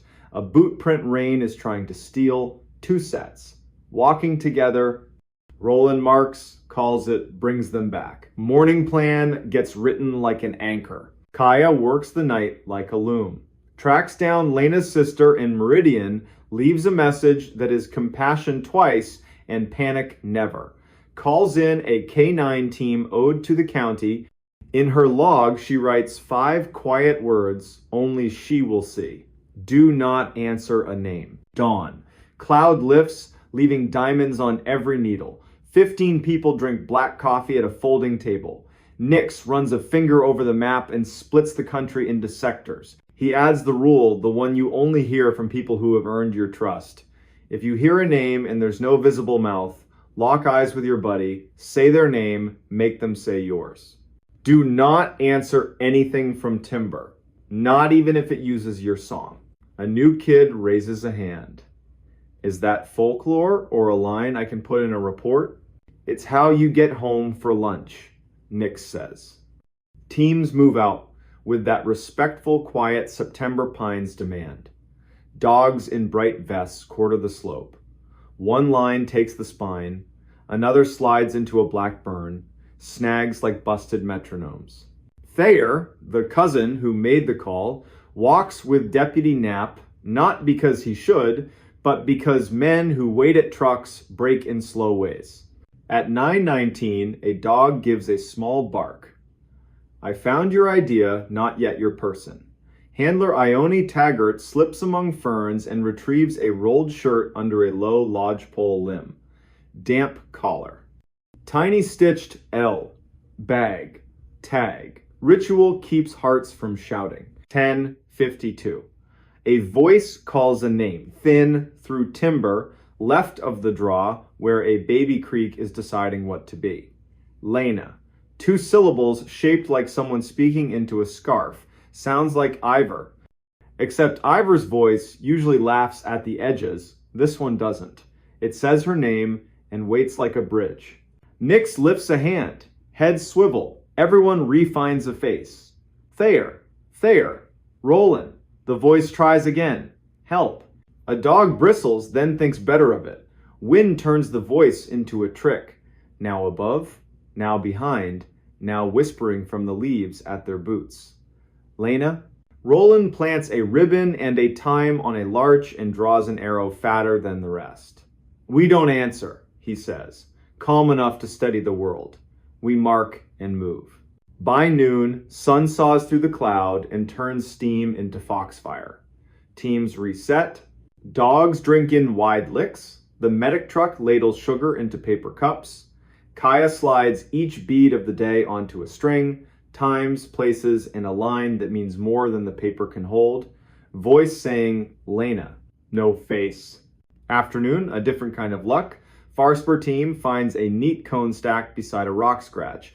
Lena, her sister will later say, loves to arrange things. The cones point toward a cleft the map calls nothing. Old guys at the cafe used to call it buzzard slot. It's 1631. They find Ivor. He's on his back, one leg crooked the wrong way, eyes open to the sky like he's willing to believe in it. Lips split white with thirst. He makes a sound that's half apology, half joy. We stayed on the spine, dropped too fast, rain shoved us into a bad shelter. We heard the lookout radio from the valley, the weather loop, thought it was a truck, followed it, found no truck. Then we heard Lena's name, my voice saying it, but not mine. I didn't answer. That's why I'm still here. Where's Lena? Nix asks from the edge of the circle. Went to water, said she'd follow a trail of tin cans and bad jokes back to me. Left a cone pile every 30 steps. Then the voice said my name, like her mouth. I said hers once, too soft for the trees to catch. After that, I held my tongue. She's been gone since just before sunup. 1754. They find Lena. 10 minutes east, 2 pitches up, tucked into a granite room. One hand on a ledge like she meant to pull herself into another day, and paused here. Cold, not lost. Shy pulse. Hairline cut with the head's usual drama. Jerky pouch, empty. Pockets full of gravel, her attempt at a breadcrumb trail in a place that only Prince would stone. Wind keeps the helicopter on a leash, so they burrito the pair in foil, wool, and intention. Move them by patient inches. Dogs trot with tails up, doing what dogs were born to do. Ivor talks about coffee like a religion. Lena says river like a baptism. On the tailgate under a county floodlight, lines running into arms, Lena gets her question to work. The voice, she tells Nix, it said his name. It came from the wrong place, above, behind, under my feet. I didn't answer. I counted to 50, then 50 again. Sat on my hands so they wouldn't lift like a trained dog. I just repeated your rule. Find a face. Say a name you can see. People get hurt up here when they answer a mouth that doesn't have their best in mind. You did right. Thayer. Because brains want drawers to push fear into we were never alone, were we? Lena gives a small, tilted smile. That's mountains for you. You're with wind. With water. With old decisions other people made and left hanging in the trees. We borrowed theirs. Wind behaves. Helicopter drops in. Medics step out with faces that make mothers cry from relief alone. They pack the dosses like a wedding dress into a trunk and lift. A scrub pine below the ridge, bows, releases, bows again. After midnight, Kaya types the sentence that chased her all day. The missing campers were never alone. She knows it's not a checkbox, she puts it in anyway. The weeks after, the valley chews it. In diners, it was echo. On lifts, radio bounce. In coveralls, catamount. Brain mirrors, and then quieter. The one sentence that matters. If you hear your name in timber and there's no mouth in sight, don't answer. A month later, blue sky so clean it feels stolen. The Dosses bring a paper bag to the ranger cabin. Knit hats, plain and practical. On the tag, Lena's neat line for when the wind forgets itself. They sit with Nix and, briefly, Kaya. Words are carefully unimportant. Nix talks burned hills, learning green. Ivor describes a mispainted bridge teaching Boise patience. Lena says she now speaks her people's names out loud each morning, not to offer anything to the air, just to remind her mouth what it's for. She adds one small thing, offhand. Counting while it called, I pictured roll call. Teacher calls your name chalk in her hand. You only say here if you can see the chalk. That helped. By next fall, a laminated card shows up on the camp host board at Loon Creek. No sermon, just a rule in rainproof letters. If you're overdue, sit, count, save heat, call only when you see a face. Do not answer the timber. No author. The host denies it, then admits he likes that he would have. Winter lays down thin law. One dawn in a high cabin, a radio unplugged says a name perfectly. The men grin like at an old joke. They say each other's names and keep making eggs. Sun clears the window. They follow the line they marked in gray light and find a snowmobiler parked like a guy at a bus stop choosing a story. He says, "I heard you all night." They say, "Not us, friend, but we're here now." Years later, at the Shoop Cafe, Sunday closing time, you might hear it slide by. Loggers arguing about draws, a couple practicing their baby's name, somebody at the counter saying, "Those campers below Jarvie, they weren't alone." Nobody is out there. The hills keep you company, sometimes too well. If you catch Kaya after a shift, headset marks on her face, she won't give you a ghost story. But if you ask what she learned that September, she'll look at the river and say this: listening is work. Names are tools. Home is where you only answer when you can see who's asking.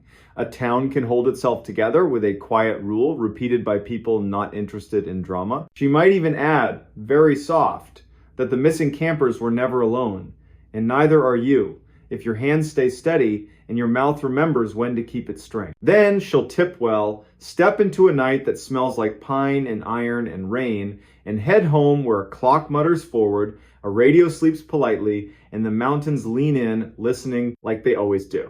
The recording that should have never been played. Late September, 2013. Central Kansas. Wheat laid flat by wind that came off the prairie in long, mean sheets. The Sumner County Historical Annex, an old brick co-op turned archive, sat there taking it. Inside, one lamp, one table, one woman. Her name was Vesper Lyle, 38. Precise. The kind of voice you imagine coming off a radio tower at dawn. Archivist on paper, stubborn caretaker in practice. That night she stayed late because the road crew dumped a pallet of boxes from a foreclosed farmhouse north of Caldwell. Ledger books, seed catalogs, Polaroids gone to ghosts. Then the fourth box, wrapped in a green bath towel, gone gray at the edges, a shoebox cassette recorder, handle cracked, church label on the underside, bruised purple from age. Someone had written a name in laundry marker, then crossed it out. Beneath it, a new line in neat hand, East Meridian Baptist, choir room, do not circulate. Vesper did what good archivists do, carded it, numbered it, turned her lamp so the warm circle held the machine like a stage. And then the wind rattled the front door, lightning blew out the entry glass. She reached for the switch, turned, and froze. The play button was down. The reels were crawling, lazy, stubborn, as if the tape was heavy with whatever it was about to make the room remember. Vesper crossed the floor, pressed stop. The button fought her like it'd been glued in place by time. The reels sighed to a halt. She laughed, once no humor in it, locked the thing in a steel cabinet at her feet, and called dispatch. Torenhovel answered, midnight voice. She told him about the storm, the boxes, the busted cartwheel. She did not mention the recorder. People who work nights don't invite extra work into a room. At 7:58 p.m., the rain came sideways, overheads dipped, then died. Her lamp fizzled off. The building went aquarium dim under the exit signs. She pulled the flashlight, swung the beam to the cabinet. The door was open. Inside, the play button was down again, the spools moving, barely. A hiss rose, grain by grain. Then the human room hum like heat caught on ribbon decades ago. A woman cleared her throat. Trained voice, hymnal vowels. The room she was in back then held her like warm wood. If you have found this and you are not me, please stop, the woman said. Calm, terribly calm. This is not for you. This is for my own coward heart, to replay until I change. Vesper did not move. Rain hammered, then softened. The voice kept going. My name is Vion Hargris, East Meridian. Thursday evening, late 2003. After choir, the hour when pews stop pretending and exhale. I put this recorder on the piano because I cannot trust myself with eyes. I'm going to say what I have not said. Then I'm going to the parsonage to hang my shame on the doorknob like a wet scarf. I will knock. I will be who I am without apology. I will ask for mercy like it's not a crime in a town this small. A chair creaked. Somewhere inside Vesper's chest, something old sat up and listened. A second voice joined. A man, lower than gossip, higher than thunder. The sound of someone trying not to be heard through a door. Vion. In the way he said her name lived a whole book. I know, she answered. We are not alone. The tape caught a door. A breath of hallway. A new voice, young, not little, leaned into the recorder. Hello, Dax, the man said. What are you doing here? My mother forgot her purse, the kid said. She's in the car, trying not to be angry with you. That sentence weighed more than the storm outside. Vesper thumbed, stop. The button sank a fraction and bounced back. The reels didn't care. They turned. You can take it, Vion told the kid, her kindness like a practiced skill. Second window. Tell your mother I'll drive behind you. Tell her I will come talk. Not long, in a way that matters. Footsteps leaving. Door. Wind gone. The room settling. This is foolish, the man said. His voice dropped half a tone. It's not our job to make the town new. It's our job to keep it from tearing itself apart. It's our job to be honest, she said. Every consonant a lit match. If the choir can sing the truth 3 nights a month, we can do it once. Lightning hit so close the annex shook. The beam hiccuped, the tape thinned, battery dying, and then out of that wobble, one more word. Please. Vesper pressed stop hard. The machine obeyed. The building exhaled. She locked the cabinet and wrote herself a note in block letters. Do not play again. Call Reverend Ardell in the morning. Ask about East Meridian 2003 choir. She tucked it under her thermos lid. Swept the flashlight once across the blind faces of 100 yearbooks. Missed the cabinet easing open. Missed the tired spring choosing itself in the dark. Morning. Sky scrubbed clean. East Meridian Baptist was the color of unsalted crackers. The door was unlocked. Of course it was. Inside, it smelled like old wood, vacuum belts, and a sweetness she couldn't place until she saw 3 chrysanthemums in 3 vases, each like an apology for being bought late in the season. A woman in a blue sweater crossed the aisle with bulletins in both hands. Maria. Short hair you wear after an illness and back. She already knew Vesper's name Reverend Ardell had called, and she already knew the question. Vion Hargras, she said, settling Vesper into a pew. Contralto, you could build a roof on. That year, cut this town open. She helped truth into songs.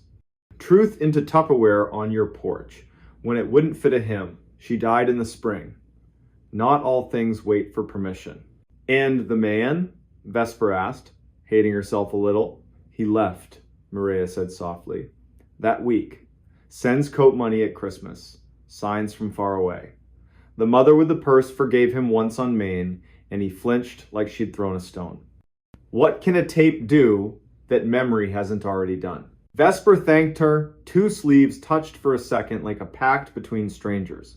Back at the annex, she set the recorder on the table and microwaved tea because the air felt wrong. At 1:12 p.m, the bell on the door didn't ring. It just opened. Tall man, Kansas State cap, jacket with 3 past lives. He moved like someone listening for a fire alarm only he could hear. Are you Vesper Lyle? He asked. She nodded. My name is Dax Hemphill. I grew up 6 miles east of East Meridian. My mother used to forget her purse. When she was tired of forgiving people, it gave her a reason to go back and be kind again. I think you have something that once listened to me when I was a boy. How did you know? Vesper asked. I woke at 3, he said. Clock doing that slow blink. Room smelled like hymnals. Heard my name the way it sounded before my voice changed. I don't own a tape player. Something spooled anyway. I remembered a night when when a woman's kindness saved a man's job and a boy's faith. That kind of memory doesn't come back unless it's been invited. I think you invited it. She made him tea because that's what slows air. Told him about the recorder, the way it wouldn't stop, the please. He nodded like it fit a sore place he thought he'd hidden. Asked to hear it. She said, "No, do not circulate," was written on the object itself, and archivists respect talismans. He asked again, but didn't move closer. The kind of stubborn she trusted. "I don't want to hear me," he said. "I want to hear her. The breath before she speaks. I want to remember what decency sounds like under bad lighting." Vesper turned the brass key, lifted the machine with both hands, wrote a sticky note in plain sight. Hargress permission pending. Listening requested by Dax Hemphill. Then she pressed play. Hiss. Blanket of old air. Vion again, scratch brave. "If you are not me, stop. If you will not stop, at least do the kind thing and listen all the way through. I am done being half brave." The machine jumped ahead on its own, like it knew where today needed to land. Back to the two voices after the kid left. Tires over road seams. "We cannot," he said. "We must not. You will kill what mercy they have for me." "We can," she said, steadying him by syllable. "We must. Do you think the Lord is confused by us?" He said her name. She said his. The tape spared the names. Names belong to kitchens and porches, not cassette spools. The room on the tape breathed wood, carpet, a beat-to-death piano, a hymn board with 4 numbers that looked like a secret only children can't crack. Then a knock, not on the room's door, on the recorder. A tiny mosquito tap, a fingernail keeping a body from saying a big thing. Dax flinched. Vesper's eyes swept the annex. The annex held its breath, the way a building remembers why it was built, to store dangerous things gently. Vesper didn't stop it. Sometimes kindness is letting a sentence finish. "Fine," the man said, with funeral tiredness. "Fine. We will be what we are. Names in the paper. Second pew. Let the looks do their best and fail. We will put our child," he stumbled, then finished. "Our child in the nursery when it cries. We will take turns walking it. We will call my mother and tell her the right story. We'll give your mother the same gift. We will be small for a season, then we will stop being small." The piano wood made a sound like grain turning to meet a new angle of attention. A hand set down. Someone breathed, "Oh." Static braided tight. Speed slid the way old tape does when a gear hesitates. Vion came back one last time, urgent.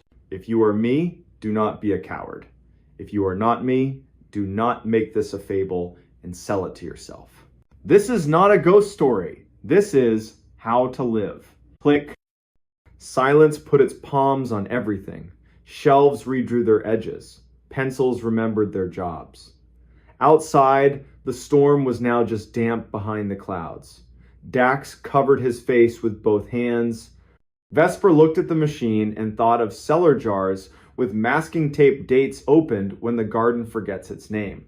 She hammered stop until stop decided to be true. Then came the work. Permission to request. A call to a woman 3 counties over who still carried the Hargress name and who, when she heard, said she had been waiting for that tape the way Valley people wait for apricots in June. Restrict access. Update the finding aid. Replace the sticky with a letter. And for 1 minute, they let the room have them. Archivist and stranger. Woman and man. 2 people sitting still, while an old backbone straightened inside a machine. Word got out anyway. It always does. Pickups.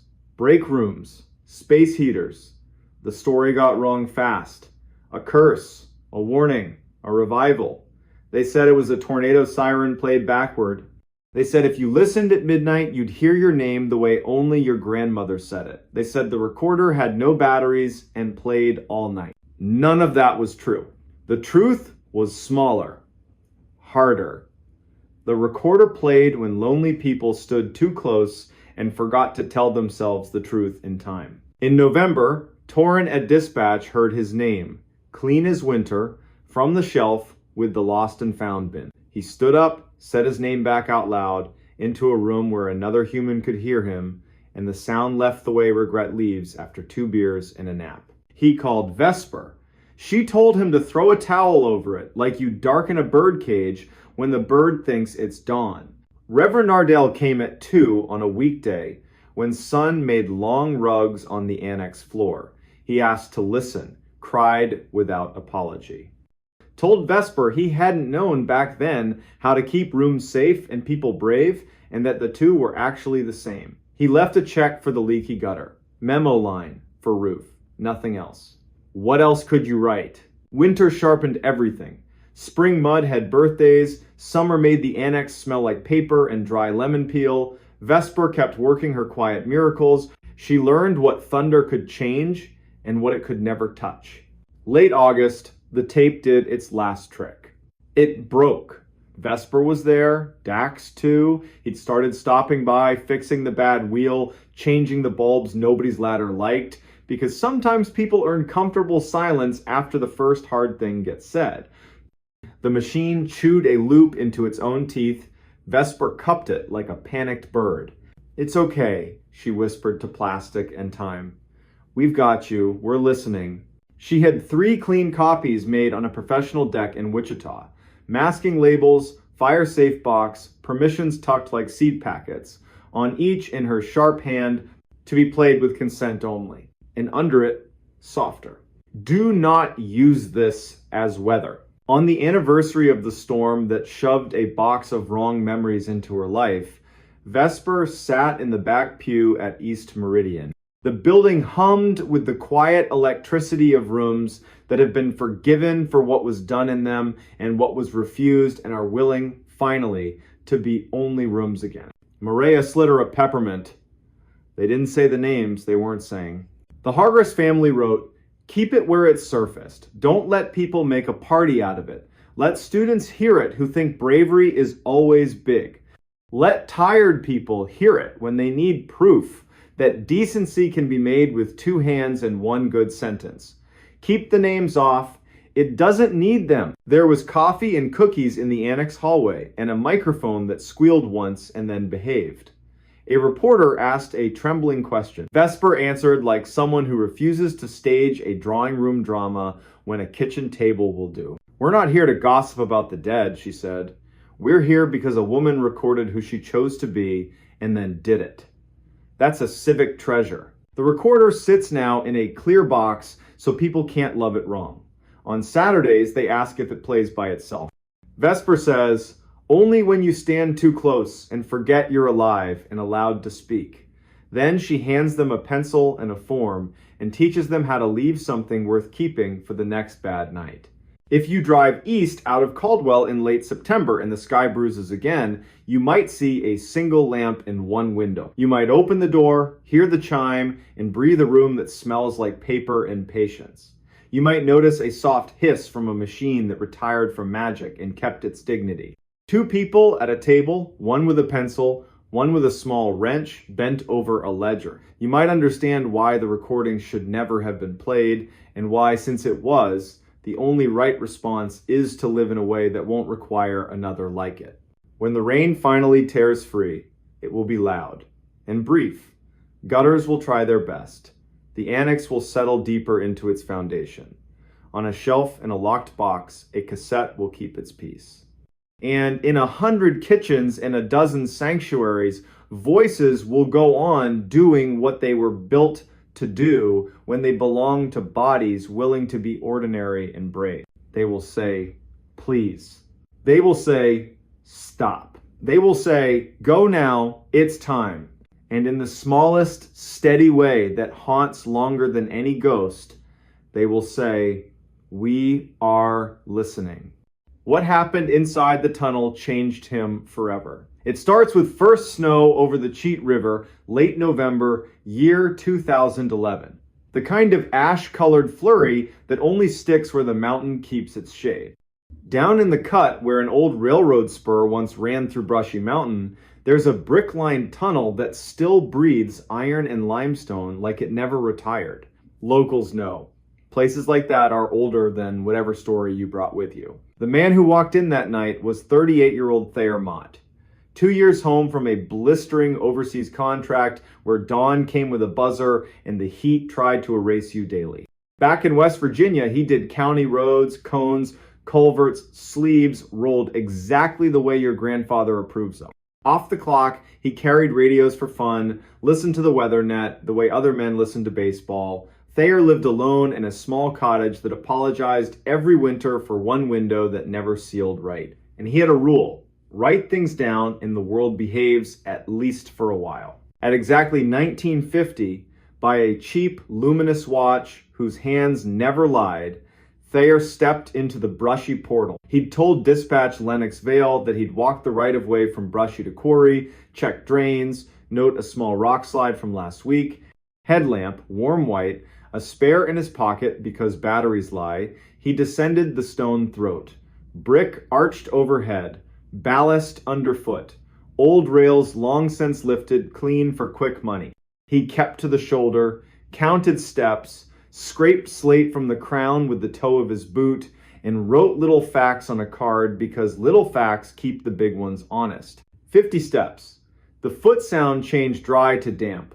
The tunnel sound, river on stone, temperature wind, steady drips settled around him. And then at 2012, something new slid in beside him. Not ahead, not behind, beside. A girl's voice. Not echo, not machine. A child's cadence without the child's confidence. First a rising vowel like someone tuning their courage. Then a single word delivered with precise hope. Thayer. Tuklo. He did not answer. In Monongahela County, rule number 1 for deep places is simple. When the dark learns your proper name, do not answer. The voice tried again. Thayer. A tiny clatter shoe to bottle somewhere along the brick. A little grit slithered down the wall. Thayer laid his left palm flat to the tunnel to tell his nerves where his body ended, lifted his radio with his right, and went bureaucratic on purpose. County Mott, Brushy Tunnel, on foot, moving west. I have a voice event. Log it at 2012. I'm not answering. Continuing slow to center. Line of retreat established. Over. Lennox came back with the calm you hear from storm spotters who've seen it all. Copy voice event. Keep that lamp honest. And if the dark tries to be clever, you be boring back. Thayer moved 10 careful steps. The story he didn't request kept coming. The floor sagged, a half-inch subsurface water chewing quietly at the bed. The left wall had the tiniest bow. A weeping drain left a snail-clean stripe. He crouched, touched the wet, tasted iron and cold limestone, flagged it, kept going. The voice shadowed him, not obedient, but parallel. Third try, it used the weapon, it had his name, and then added a confession. Even worse in a tunnel. I followed the light and I can't find it now. The hiss after the last consonant, tears. He pictured a dozen real kids from a dozen real houses. He ignored every single picture. He reached the midpoint. Roof resonance turned musical, air more stone than river, that weird acoustic almost song round spaces get. He let the headlamp rest on his boots and counted his heart twice. That's when the tunnel itself changed its mind. A long, deep breath in the brick. A liquid rush underfoot like a drain clearing its throat after months. And from far ahead, one hollow knock as if wood tapped wood in a place with no wood. County, he said evenly. New sounds, water movement under bed. I don't love the word void, so I won't use it, but the floor is considering options. I'm heading quarry side and will hold. Over. 10 minutes into that retreat, the brick made a quiet, serious sound. Only people who've been around masonry hear mortar unlatching. He shot the lamp up. A hair-fine seam ran lengthwise across the crown, like a hand-drawn horizon. He didn't run. He left. The daylight made the world small again. He sat on a frost-etched limestone chunk and breathed until gravity stopped arguing. He waited for backup. Sheriff Enoch Pyatt arrived ex-mine rescue, slow until work begins. Good lamp. Rope in a hasty coil. He listened without interruption, nodded once like the night had finally learned to tell its story right. They went in together. Pyatt pushed a broader beam holes live where danger sits. The seam was worse. 3 bricks down, the line dropped like a child slipping while holding hands. Then the voice returned. Not Thayer this time. One word that made both men remember there was a ridge above them and an even bigger sky above that. Daddy. Pyatt went to one knee, palm on brick, like you calm an old dog. He didn't answer the voice. He addressed the wall. We're not breaking you tonight. No names. We'll bring math, shoring, and bored people who'd rather argue football than be brave. A small clatter. 30 paces ahead, standing water, a foam cup with a crescent bite drifting, ripples walking out, dying polite. They backed. They called in 2 volunteers with timbers and wedges. Inside, they propped either side of the seam so Goodwood could talk to bad ideas.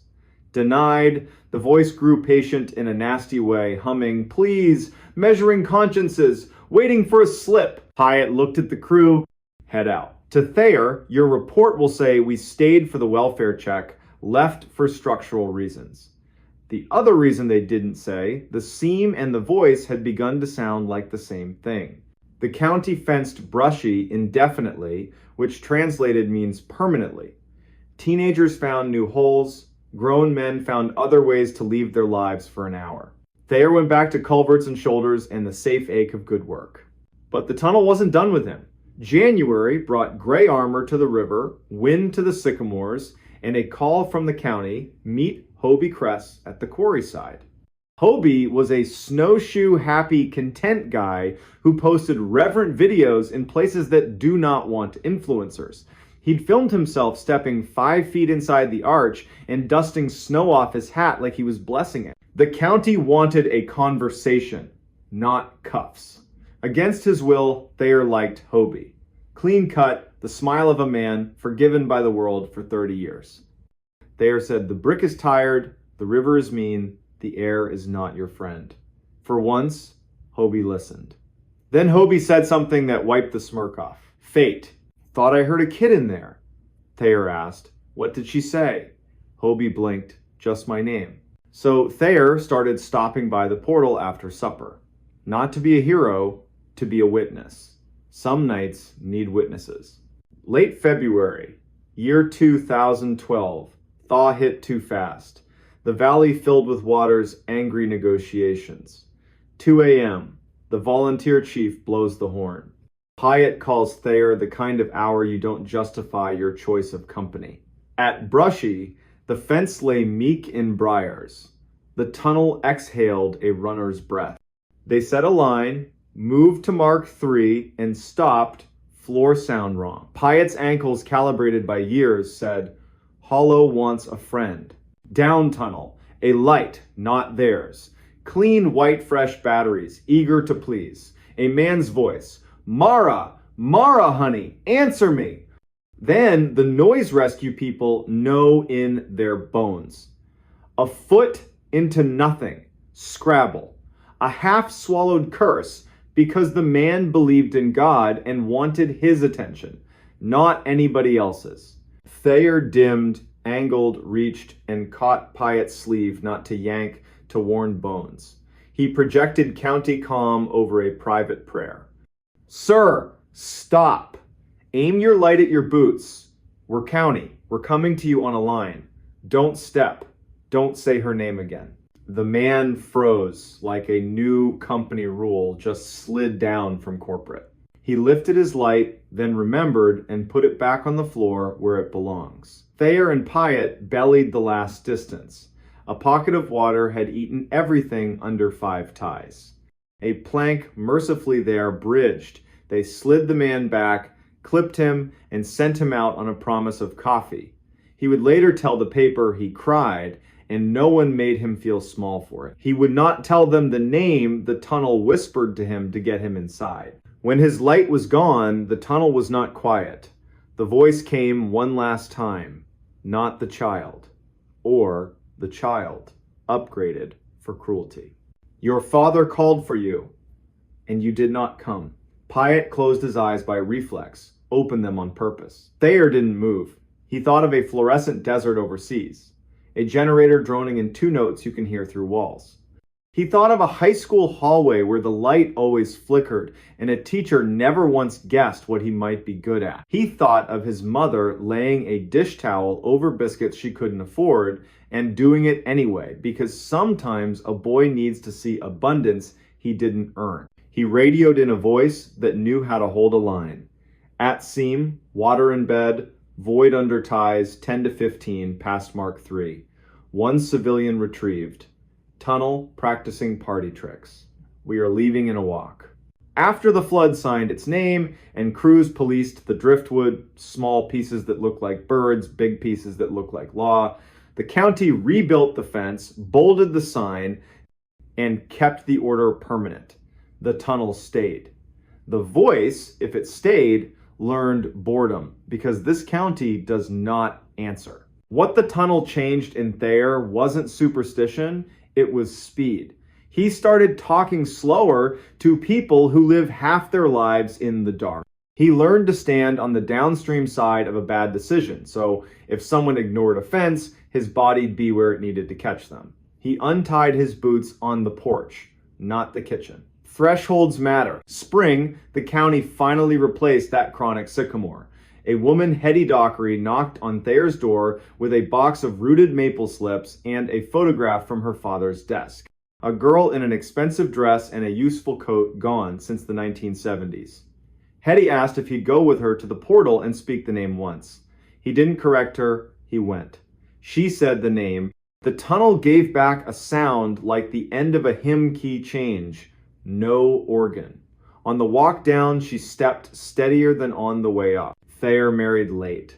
A nurse whose laugh lingers in rooms after the door shuts. They bought high ground, a porch that never needs apology, a basement that never needs courage. Some nights he writes 2 lines to keep the past small. The tunnel is still there, I am still here. In church, when a baby cries during a hymn, he doesn't wince. He lets the sound pass through like a storm already spent over another ridge. Ask him at the gas pump. No nonsense what the voice was. He'll give you the closest truth he owns. The dark repeats whatever it hears most. In a county that refuses to answer when a hole throws names at them, the dark learns boredom and moves on. He'll say it while checking tire pressure before driving out to a grumbling culvert. He'll be behind on sleep and alive. Teenagers will still swear Brushy has a ghost. Good. The night's big enough for practice. Daylight's big enough to remember a man went in, came back, and adjusted his life 1 click slower. Every November, first ash snow, clinging to Brushy's shoulder, Thayer pulls into the turnout, kills the engine, and listens. Sometimes nothing. Good. Sometimes river talking to stone. Better. Once in a while, a faint knock. Wood on wood, in a place with no wood. He does the thing that saved him in the tunnel and saves him in living rooms and hospital corridors where grief learns to smoke. He doesn't answer. He breathes. He makes the world small.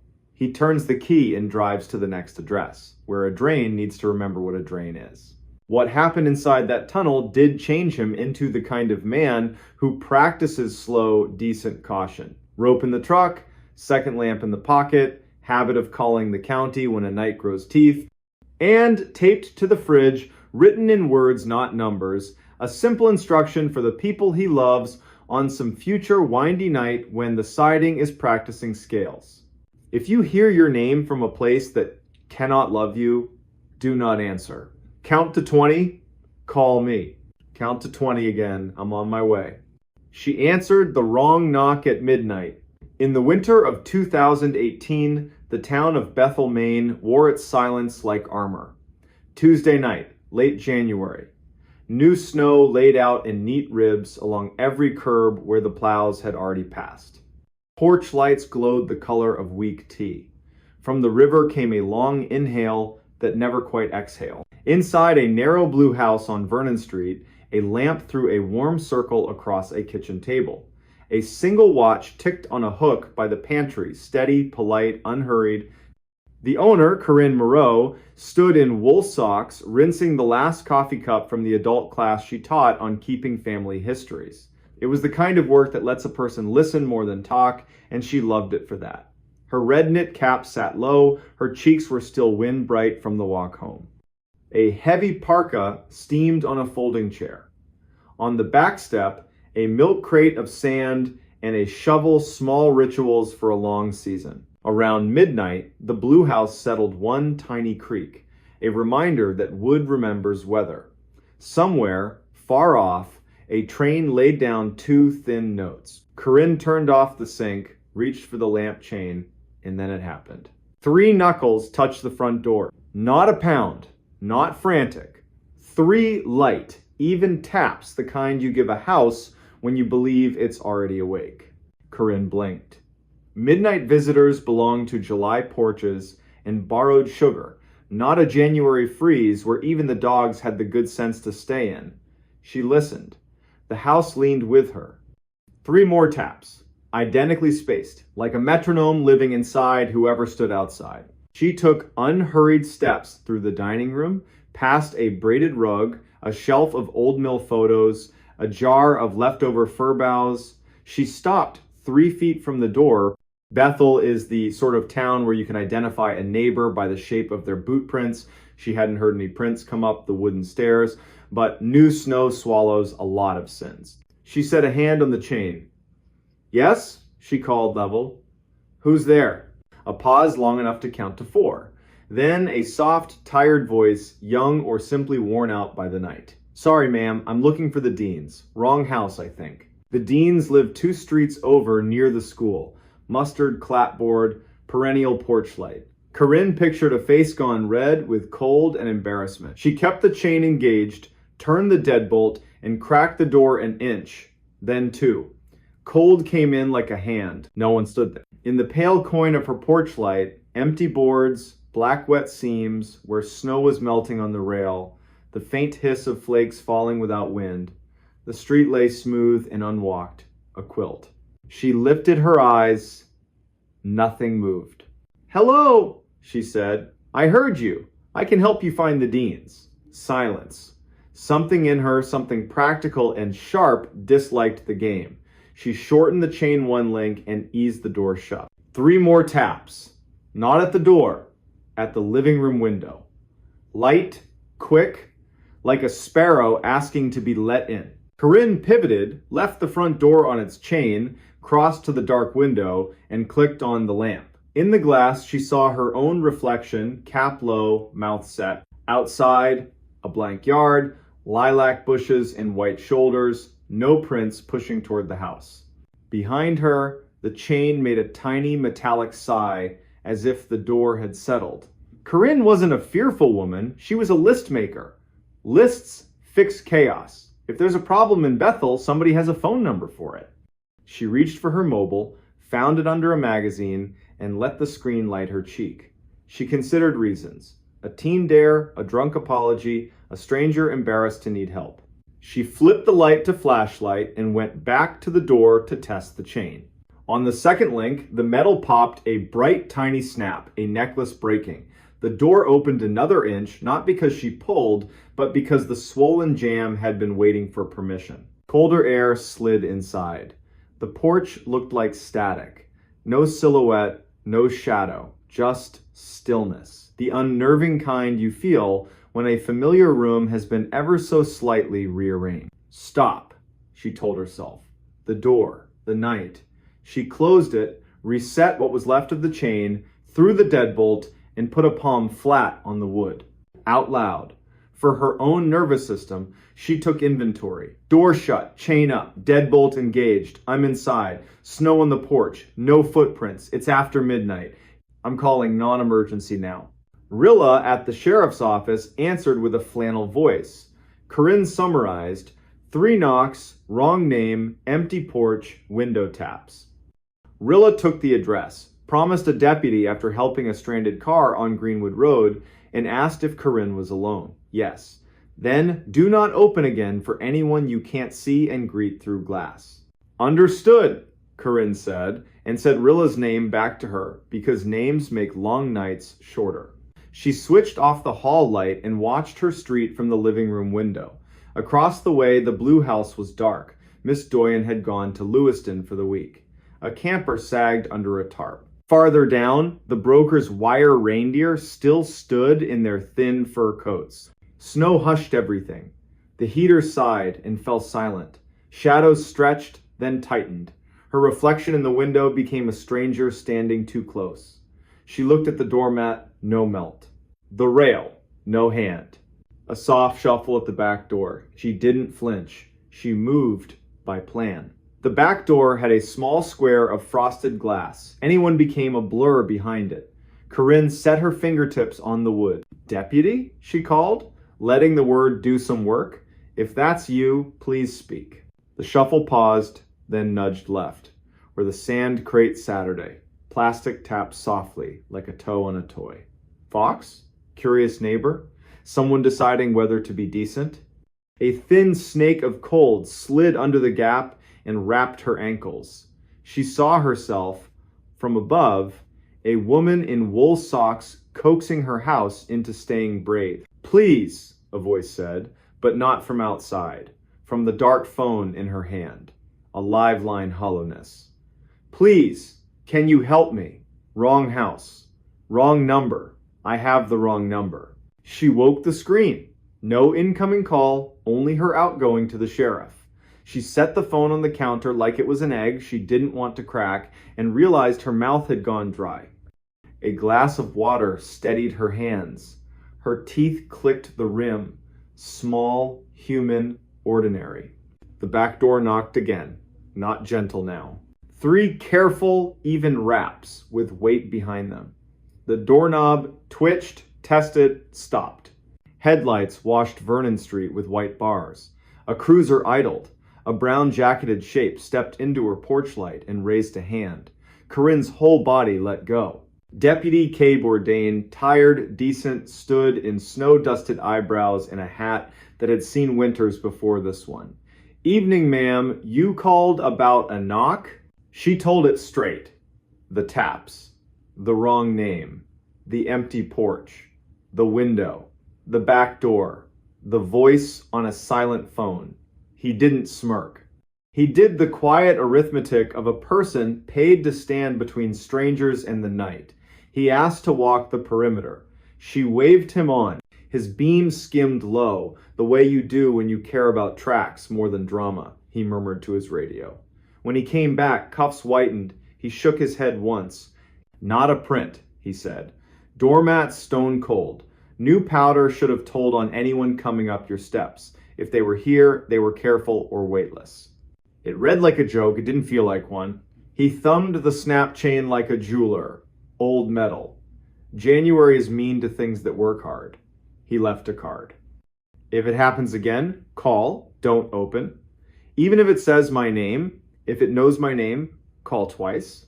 He drove off with the small promises that keep small towns upright. Corinne reset the door, stood by the window until the glass grew warm under the lamp, placed the broken link on the table, and said the deputy's name out loud. Kellen Bourdain. The pantry watch ticked once in agreement. Sleep didn't come. She didn't insist. She dozed, sitting up in her grandmother's chair, to the heater's patient cycle and the sibilant peace of falling snow. Morning arrived honest.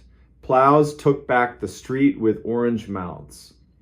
Coffee turned the world 1 degree kinder. Corinne ordered a new chain and deadbolt. The hardware owner offered to drop them by just to have something to do. By lunch, the bright brass was installed and the house breathed easier. By late morning, she'd nearly filed the whole thing under odd but survivable. She phoned the deans, no midnight wanderer. She checked on Mr. Bix, his porch light would stay on. The librarian, honor bly friend, former student, stopped by with a scarf over her mouth. Rilla says your house tried on a ghost. A generous word for a good knock, Corinne said, making tea. When she mentioned the voice through a dark phone, Honor's hand went to her own pocket. My Aunt Reba got a call during the 2009 storm, Honor said, from my uncle's number. He was on the couch next to her. No sound. Then a voice used her name like it had a library card. She set the phone down and said my uncle's name twice. The voice said, no, like it was correcting her. Did she believe it? I believed the way she sounded when she finished, like she'd passed a test she never agreed to take. They made a plan. Supper at Honors above the library, cards, easy conversation. At 3:40, the hardware man fit the new chain, talking loudly and cheerfully about a raccoon that learned to knock with a spoon. Corinne dropped the broken link into her desk. Not to keep, just not to throw away on the day it happened. The evening at Honors was ordinary, in the best way. Garlic, old paper, a radio station from the middle of the country. At 10:10, Corinne walked home under a coin moon, let herself into the blue house at 10:32, and set her keys in the bowl. At 10:36, 2 quick knocks at the front door. She stood with her palm a hand width from the wood. I'm not opening, she said, frank but not rude. Say your name and purpose or try another address. Silence. Then the almost bass of a voice felt in the chest more than heard. Please. Wrong door, wrong number. Same words. Heavier. She killed the lamp, let the room go, exterior, scan the street. Plenty of prints now from a day of living, but none fresh to her steps. The kettle clicked on the stove. The ordinary arrived right on time. She poured tea, decided her mouth would speak only on purpose. At 11:03, 3 polite knocks at the back door. She dialed non-emergency again. This time Kent answered voice like sand. A car was close. She thanked him twice. She braced her feet, let her body remember its own width. Watched the frost square turn the dark to lace.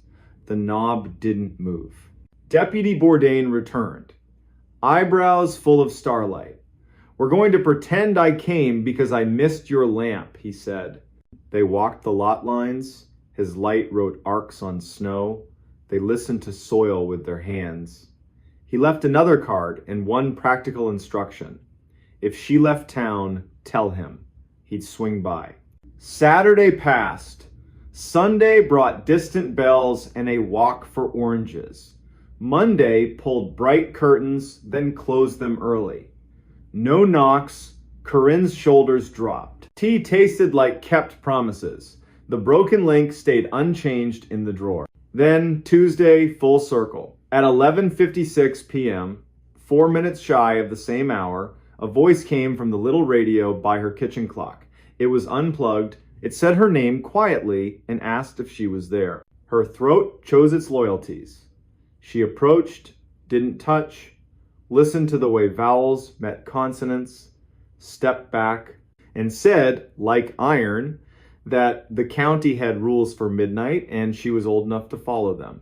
It tried other doors. The living room vent pinged her name as the heat came on. The phone rang with no number. The dead doorbell found its resurrection. Each time the voice asked for a person, not a favor. It tried town names like Keys, Miss Doyon, Mr. Bix, Honor, Rilla. It even tried Kellen Bourdain, as if it had learned the card in her hand. She smiled despite herself. Deputy, she corrected the air. Not tonight. She let the tea go cold. She laid no hand on any handle. She apologized for nothing, not even her stubbornness. At 3 minutes past midnight, she felt it lose interest. The house exhaled. The radio remembered it was a radio. Air moved room to room with nothing to ask.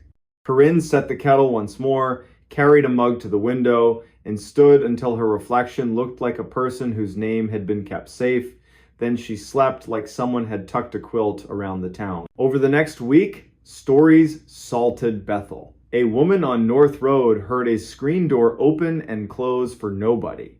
A late dog walker heard tapping on stop signs like a patient hammer. The mail carrier heard her name from a garage and almost answered before remembering what day it was. No one was dragged into snow. Locks held. People learned one sentence and used it when darkness stood close. Not tonight, not this house. When the river loosened and the sun laid a silver road across it, Corinne and Honor watched the water tell itself a story. They ate pie at the diner and called fine what it was victory. On the way home, Corinne passed the dean's mustard house and thought of that first polite voice. She detoured, set a gloved hand on their rail, and said their name into the wood, a practice she'd adopted, give places back their proper nouns.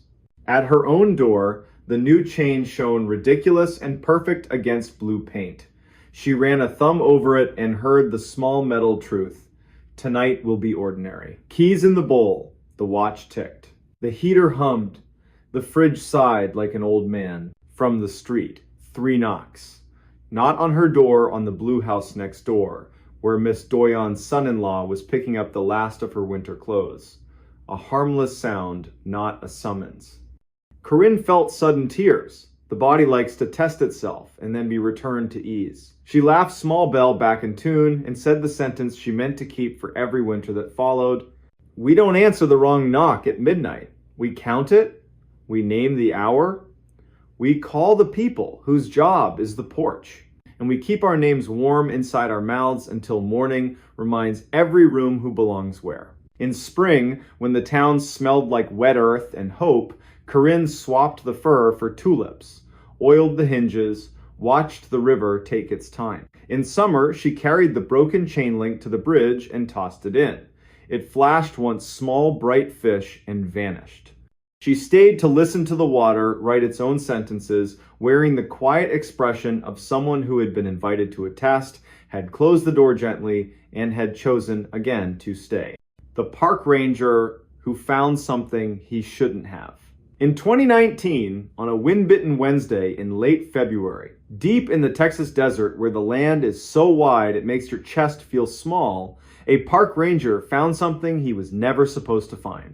It did not glow, it did not scream, it just hummed soft enough to doubt, old enough to be dangerous, and patient enough to wait 40 years for the right set of hands. Before we begin, tell me, where are you listening from? And what time is it there? Big Bend National Park wears weather like a personality. That morning, the sky was the color of porcelain right before a storm, and the first wind rolled over the flats like a bad thought, hard, dry, and full of grit. The Chisos Mountains sat on the horizon like a deep bruise. Somewhere far off, a diesel engine turned in its sleep.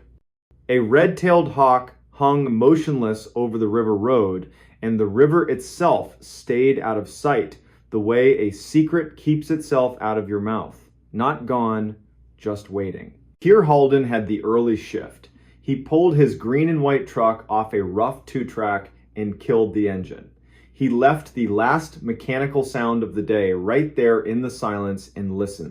Ravens argued along a basalt spine. The wind combed the sodal. He checked the radio, clipped to his vest, and patted the small pouch he carried, tourniquet, foil blanket, a roll of hard candy he never ate.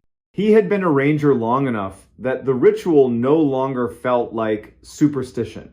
It felt like showing up. Dispatch came thin, the way winter voices do when they travel far. Calm as coffee.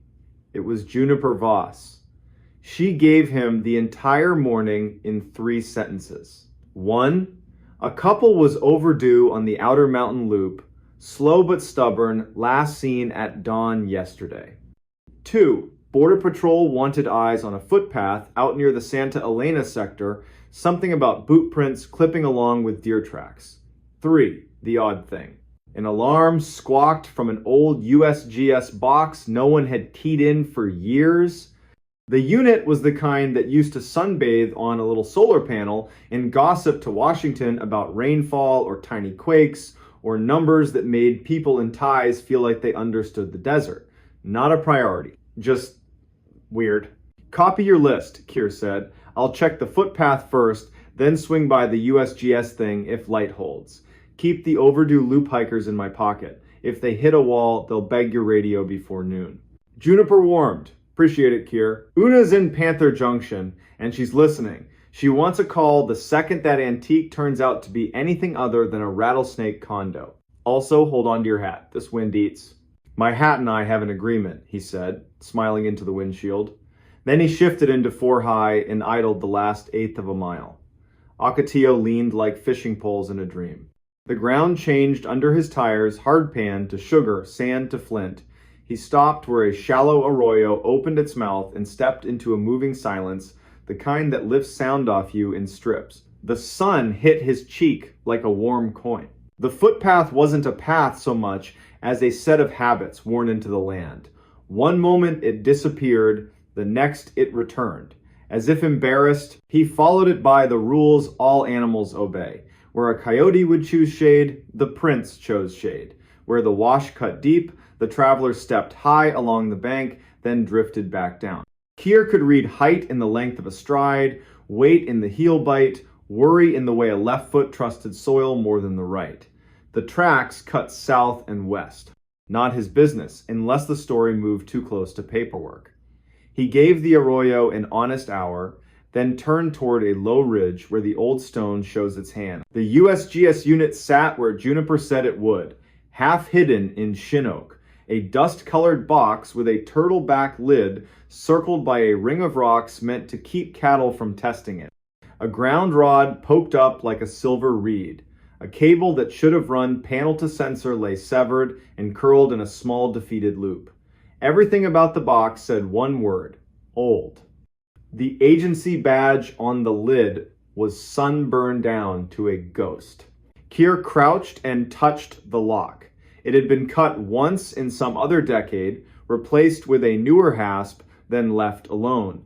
He had bolt cutters in the truck. He also had a phone and a supervisor whose caution had kept more people alive than anyone would ever be able to count. He radioed Una Ketteridge and reported only the facts, no adjectives. Feels like a history lesson, Una said. But it pinged the system. Could be a dead battery hiccup, could be a bored cow, could be a deer with opinions. Use your judgment. If you cut it, I want eyes on whatever you see. On the walk back to the truck, the wind had put on a better shirt. It had shoulders. He returned with the cutters, braced the box between his knees the way you steady a barrel, and bit through the hasp in one clean press. The lid lifted, reluctantly, seal hiss, a sigh. Inside, a spray of sand in a neat gray well. At the bottom, dry as the moon, sat a metal cylinder the size of a coffee can, strapped in place. A conduit ran out of sight underground, snug, official. On the cylinder, a hand-etched label slept under yellowed tape. Lechuguilla Array, Node C, date July 1976. Kier didn't say anything out loud.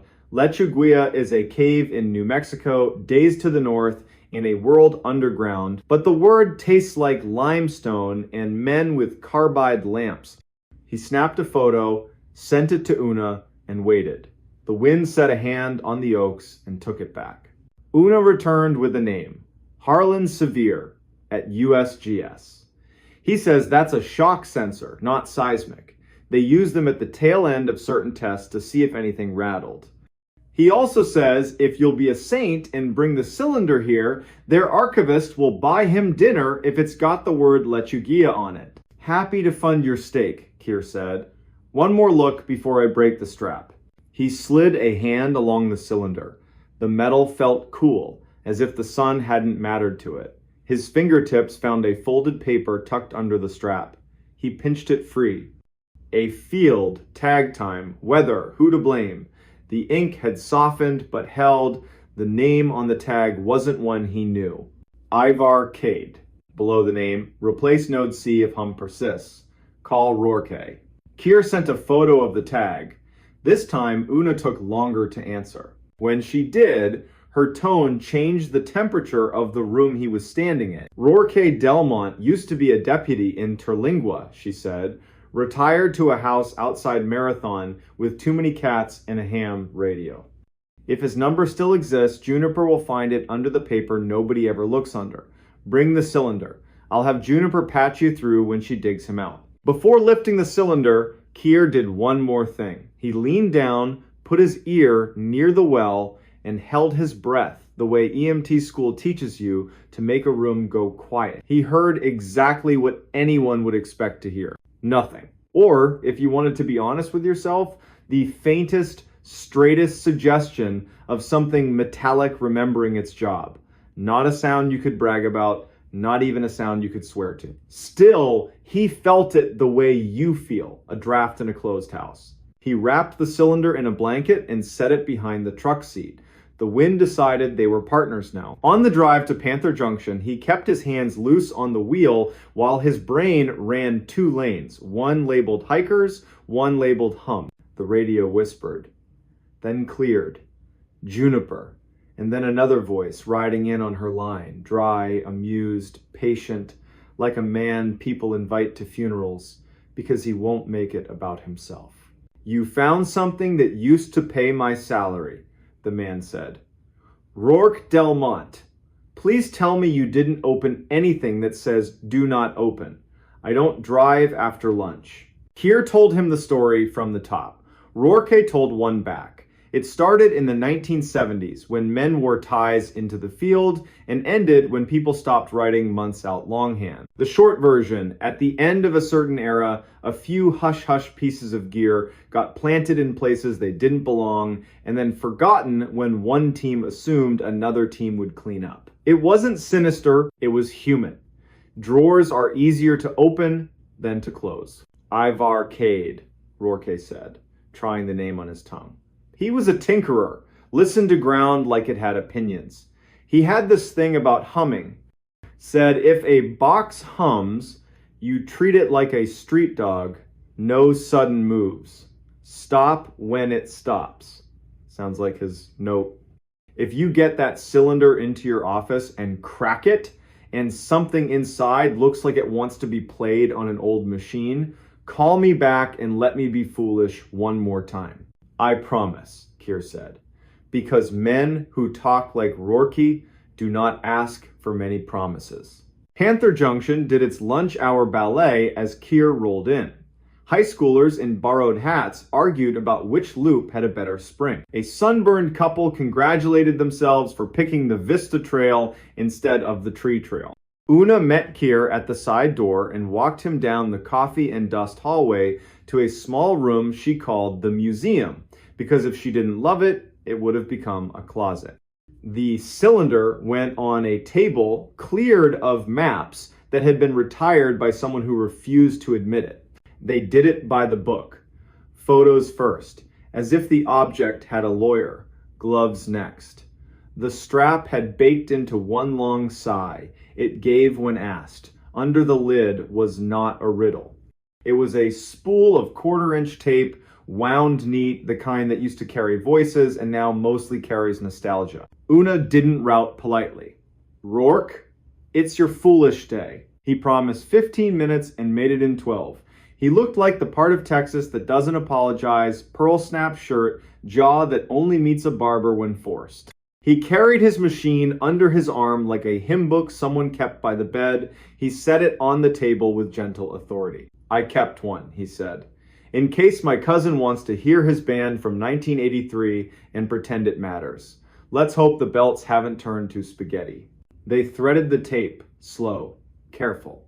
The tape looked good. Old, yes, but not brittle. Una closed the smoked lid with both hands. Rourke pressed play. The machine thought, then did the thing it was born to do. Sound came. Not music. Space. The kind of wind you only hear inside a square room where corners argue. Beneath the wind, metal ticked, cooling, settling. A voice tested a frequency and lost interest. Silence held its breath too long and then broke in two. A different voice, young, certain read a time and a barometric pressure, and then ducked his head like he was embarrassed. Minutes walked by and refused to hurry. Keir forgot he was standing. Una leaned without leaning. Juniper appeared in the doorway and didn't cross it. Around minute 11 or 12, voices started coming in more often, short barks of men in sun stupor. They tossed numbers back and forth. Then the numbers stopped, and something in the room with them tried to take the speaking away. Do you hear that? The young voice said, pleased and uneasy at the same time. That's the hum. It's not in the wires. It's under me. Rourke leaned in. The belts made a private adjustment. A long, thin sound slid up under everything like someone dragging the flat of a blade across piano wire. You could hear the tape hesitate, then pull itself together and keep going. There was more jokes about coffee that wasn't a man saying lunch like it was a destination. The young, certain voice, again, not yet, and later, now. At the very end, after the leader flapped and the machine hiccuped, there came 3 small knocks. Tap, tap, tap. Could have been anything, metal cooling, a knee against a table leg, but the kind of anything that sticks. No one spoke for a while after the reel stopped. Una found 2 mugs. Juniper poured from the thermos she kept for not really emergencies. Rourke lifted the spool with both hands like it was a plate his grandmother would notice if he chipped. "What exactly did we just hear?" Juniper asked finally, not demanding an answer. "Somebody hitting the sensor lid? A can rolling across the floor? Why do 3 little taps make 3 people look at each other like we just heard a prayer said backwards?" Rourke answered the tape. If Cade wrote that tag, and if the wind outside doesn't mind me being honest, I'd guess he heard something he decided was not wind, not gear, and not cattle. If he thought it was a hum, he would do what he always preached. He'd keep his mouth shut, he'd count. He'd refuse to answer. He taught me that when we worked a roadside call box that wouldn't stop ringing on its own. Juniper smirked a little. "Do we have to file a report that uses the word haunting?" "We have to file one that uses the word found," Una said. Maybe returned. Anything else lives with time. The day pushed back into its chores. Rourke took the tape to his truck and swore he wouldn't play it for anyone who owed him money. Keir signed the chain of custody with a flourish just exaggerated enough for Juniper to roll her eyes and accuse him of showing off. Then he stepped back into a heat that had moved 1 shade higher. He still had the overdue hikers in his pocket. The river would throw a cold ribbon across their route. The front would stand up and try again by dawn. 2 hours later, he found them under a cottonwood, unhurt and mad at themselves, like all healthy overdues. The man's name was Corliss, which made Keir like him for no reason. The woman's name was Mylene, which made him like her for matching. They had underestimated the sun for the 500th time in human history. Keir gave them water, changed the rhythm of his sentences so they could cover their pride, and walked them back with a conversation about birds that let everyone keep the day. By the time he signed off from Juniper, the sky had turned the color of a bruise willing to heal. He drove to his little place outside Study Butte and sat on the step with his off-duty radio, playing a baseball score under a song. An insect flung itself against the porch light, learned nothing, and decided to live anyway. Keir set his boots side by side because the day deserved it. He slept hard and dreamless. Morning came with a sound like someone riffling a fat book. The front finally threw itself across the basin. His phone buzzed at 6. Una. Rourke had gone home, changed his shirt, then changed his mind, and gone to Marathon to pick a fight with the archives. He found Ivar Cade's obituary. 2 lines and a date. 2006. Loved the desert. Survived by nobody. Not the same as alone, but close enough on paper. What followed was a day of strange chores that make up the secret half of a park ranger's job.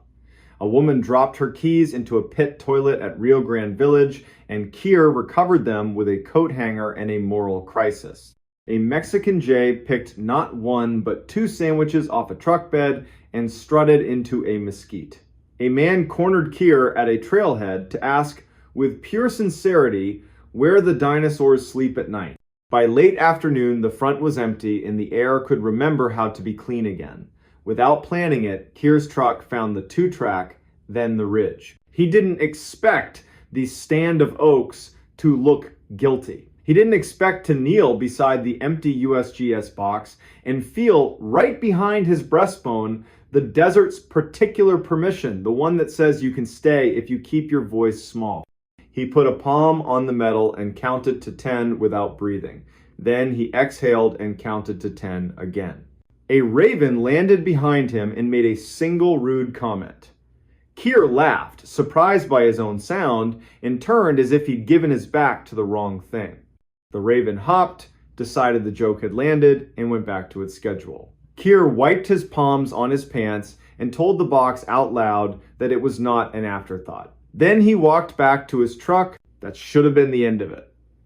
It wasn't. 2 miles down the road, the radio jumped in a way that made Keir grab the volume out of pure goodwill. Juniper again, voice controlled, verbs undecided. Bringing you an incoming, she said. I have a caller listening to an old field tape on a machine in his truck. He would like you to meet him at mile marker 23 on the Marathon Road and decide if he should stop. He says please twice. I believe it's Rourke Delmont. On my way, Keir said, because you don't let a good man have an embarrassment alone on asphalt. Rourke's truck waited on the shoulder like a patient mule. Driver door open. The little tape machine sitting on the seat where a person would be. The reels turned greedily. They didn't ask for much, just power and a little faith. Rourke kept one hand near the brake lever and the other on the wheel, like he might have to drive the whole arrangement away from something you can't swerve around. It's nothing, he said as Keir approached. Wind in a different hat. Men I used to be, saying numbers the way sunburned men do. And yet, listen to the part that pretends it's not there. They listened. Under the wind, not behind it, like a floorboard under a rug, a low line had begun. To call it a note would suggest it had manners. It didn't. It was a long idea someone forgot to end. Even the machine grew cautious, as if its belts could feel the shape of the room that tape had once been in. On the recording, the young voice spoke again. Careful this time, do not answer it. If it chooses a rhythm, let it be a rhythm without you. Rourke clicked stop with his knuckle. The truck filled back up with honest air and the faint smell of old foam. He was a crank, Rourke said with affection. Cade. He liked to say there are only 2 kinds of people under the sky. The ones who answer first and the ones who listen first. Then he'd pick which one to be like he was changing shirts. He loved seeing what the world would do if he made it take the second move. Why here? Keir asked.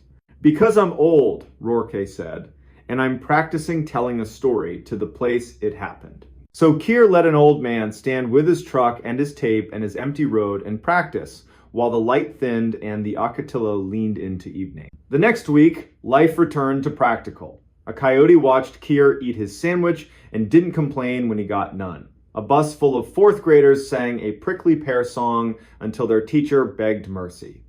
The tape traveled to Fort Collins in a box with 3 labels and enough bubble wrap to outlive all of them. Harlan Sevier wrote an email full of thank yous and jargon that made gardening sound attractive. Una allowed the museum to be a museum for 1 more hour. Juniper added a sticky note to her console that said hum in tidy pen. She said it was a reminder. Nobody argued. Spring showed up like a kindness you don't deserve, but take anyway. Wildflowers did their loud, brief job. The river had just enough weight to trick children into thinking it was permanent. Keir took 2 days in a cabin near Terlingua and practiced being nobody. He woke once with a name in his mouth that wasn't his and laughed at the rafters for the body's weird tricks when the mind is too full of story. Late April brought a letter to Panther Junction on paper that believed in itself. Una slit it open with a pocket knife just because it's always fun. Ione Greathouse, archivist, wrote in a tone you'd expect from someone who can't believe she's paid to do what she loves. Thank you for the cylinder, thank you for the tape. They had duplicated it and cleaned it until someone might mistake it for modern, though its real value was in the fact that it wasn't. As for the hum, it did not exist in the tape as a measurable frequency. It existed as a missing one, a hole where numbers stopped trying to be numbers and then remembered themselves. The packet included a transcript with timestamps and that one line that still put a chill on the back of everyone's neck. Do not answer it. Keir read the whole packet at his little table by his one window. He read it slowly, the way you set out water for an animal you hope will trust you. Then he called Rourke and offered to drive up. "Bring limes," Rourke said. "I'll bring something that burns properly." They sat on Rourke's porch while the cats did criminal things around their boots.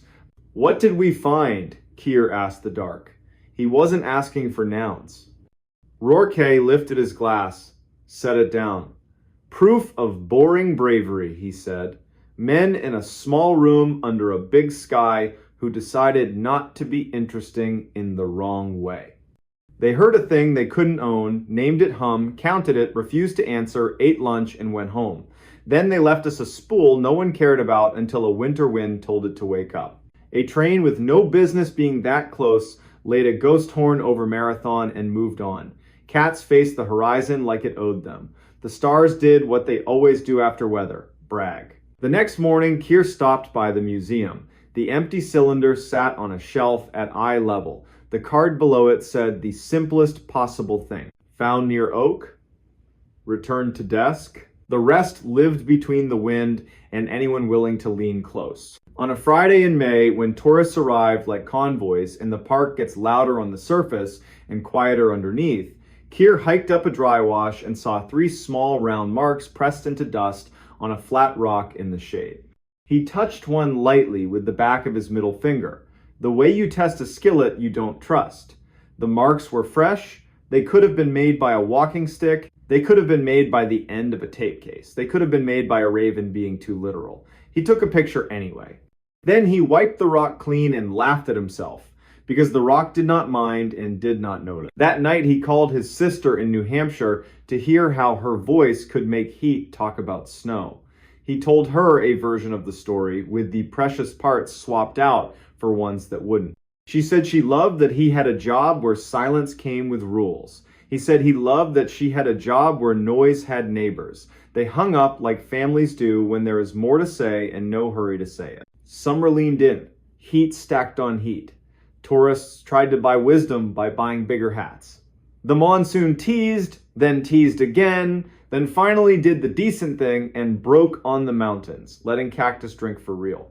Keir learned one more part of the park and then another, then deliberately forgot the exact shape of the gray cylinder, so that if it ever wanted to remember itself to him, it would have to do it honestly. He never heard the hum again.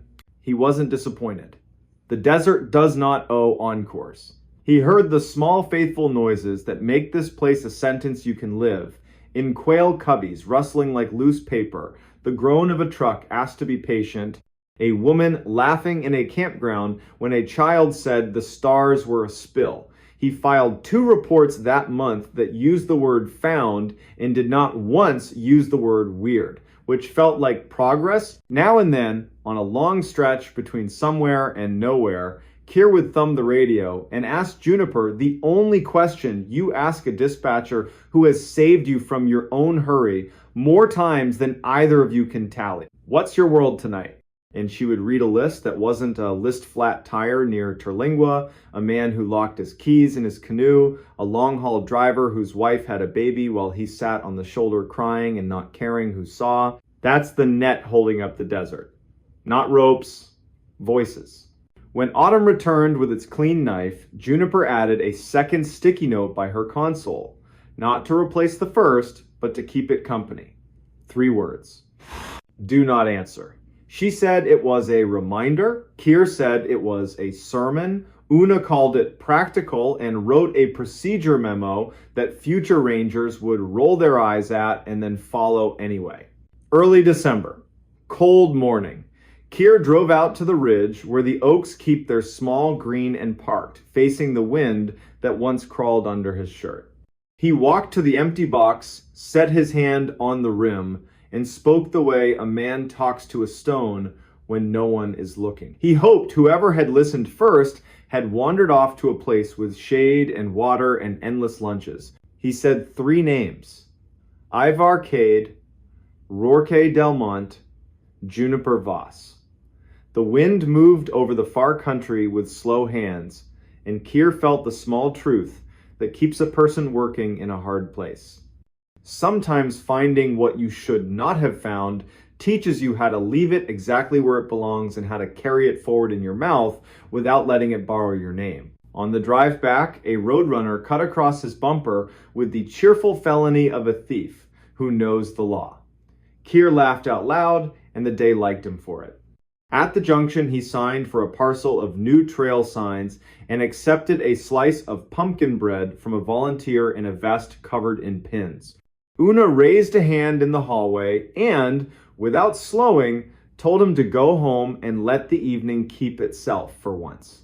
He said he might. That night, as the first hard cold settled across the park, as the river crouched and the coyotes traded minutes on the microphone of darkness, as Juniper's voice crossed and recrossed other voices in the net that keeps the desert patient, Keir sat on his porch with the lights off and listened to the nothing that is never nothing out here. He set his palms flat on the wood. He let the day lift like steam. When a small breeze passed his ear, he did what the wise do in rooms where something asks to be answered. He counted to 10, then to 10 again. And because he knows the difference between bravery and good sense, he did the hardest, bravest thing he could do. He said nothing at all.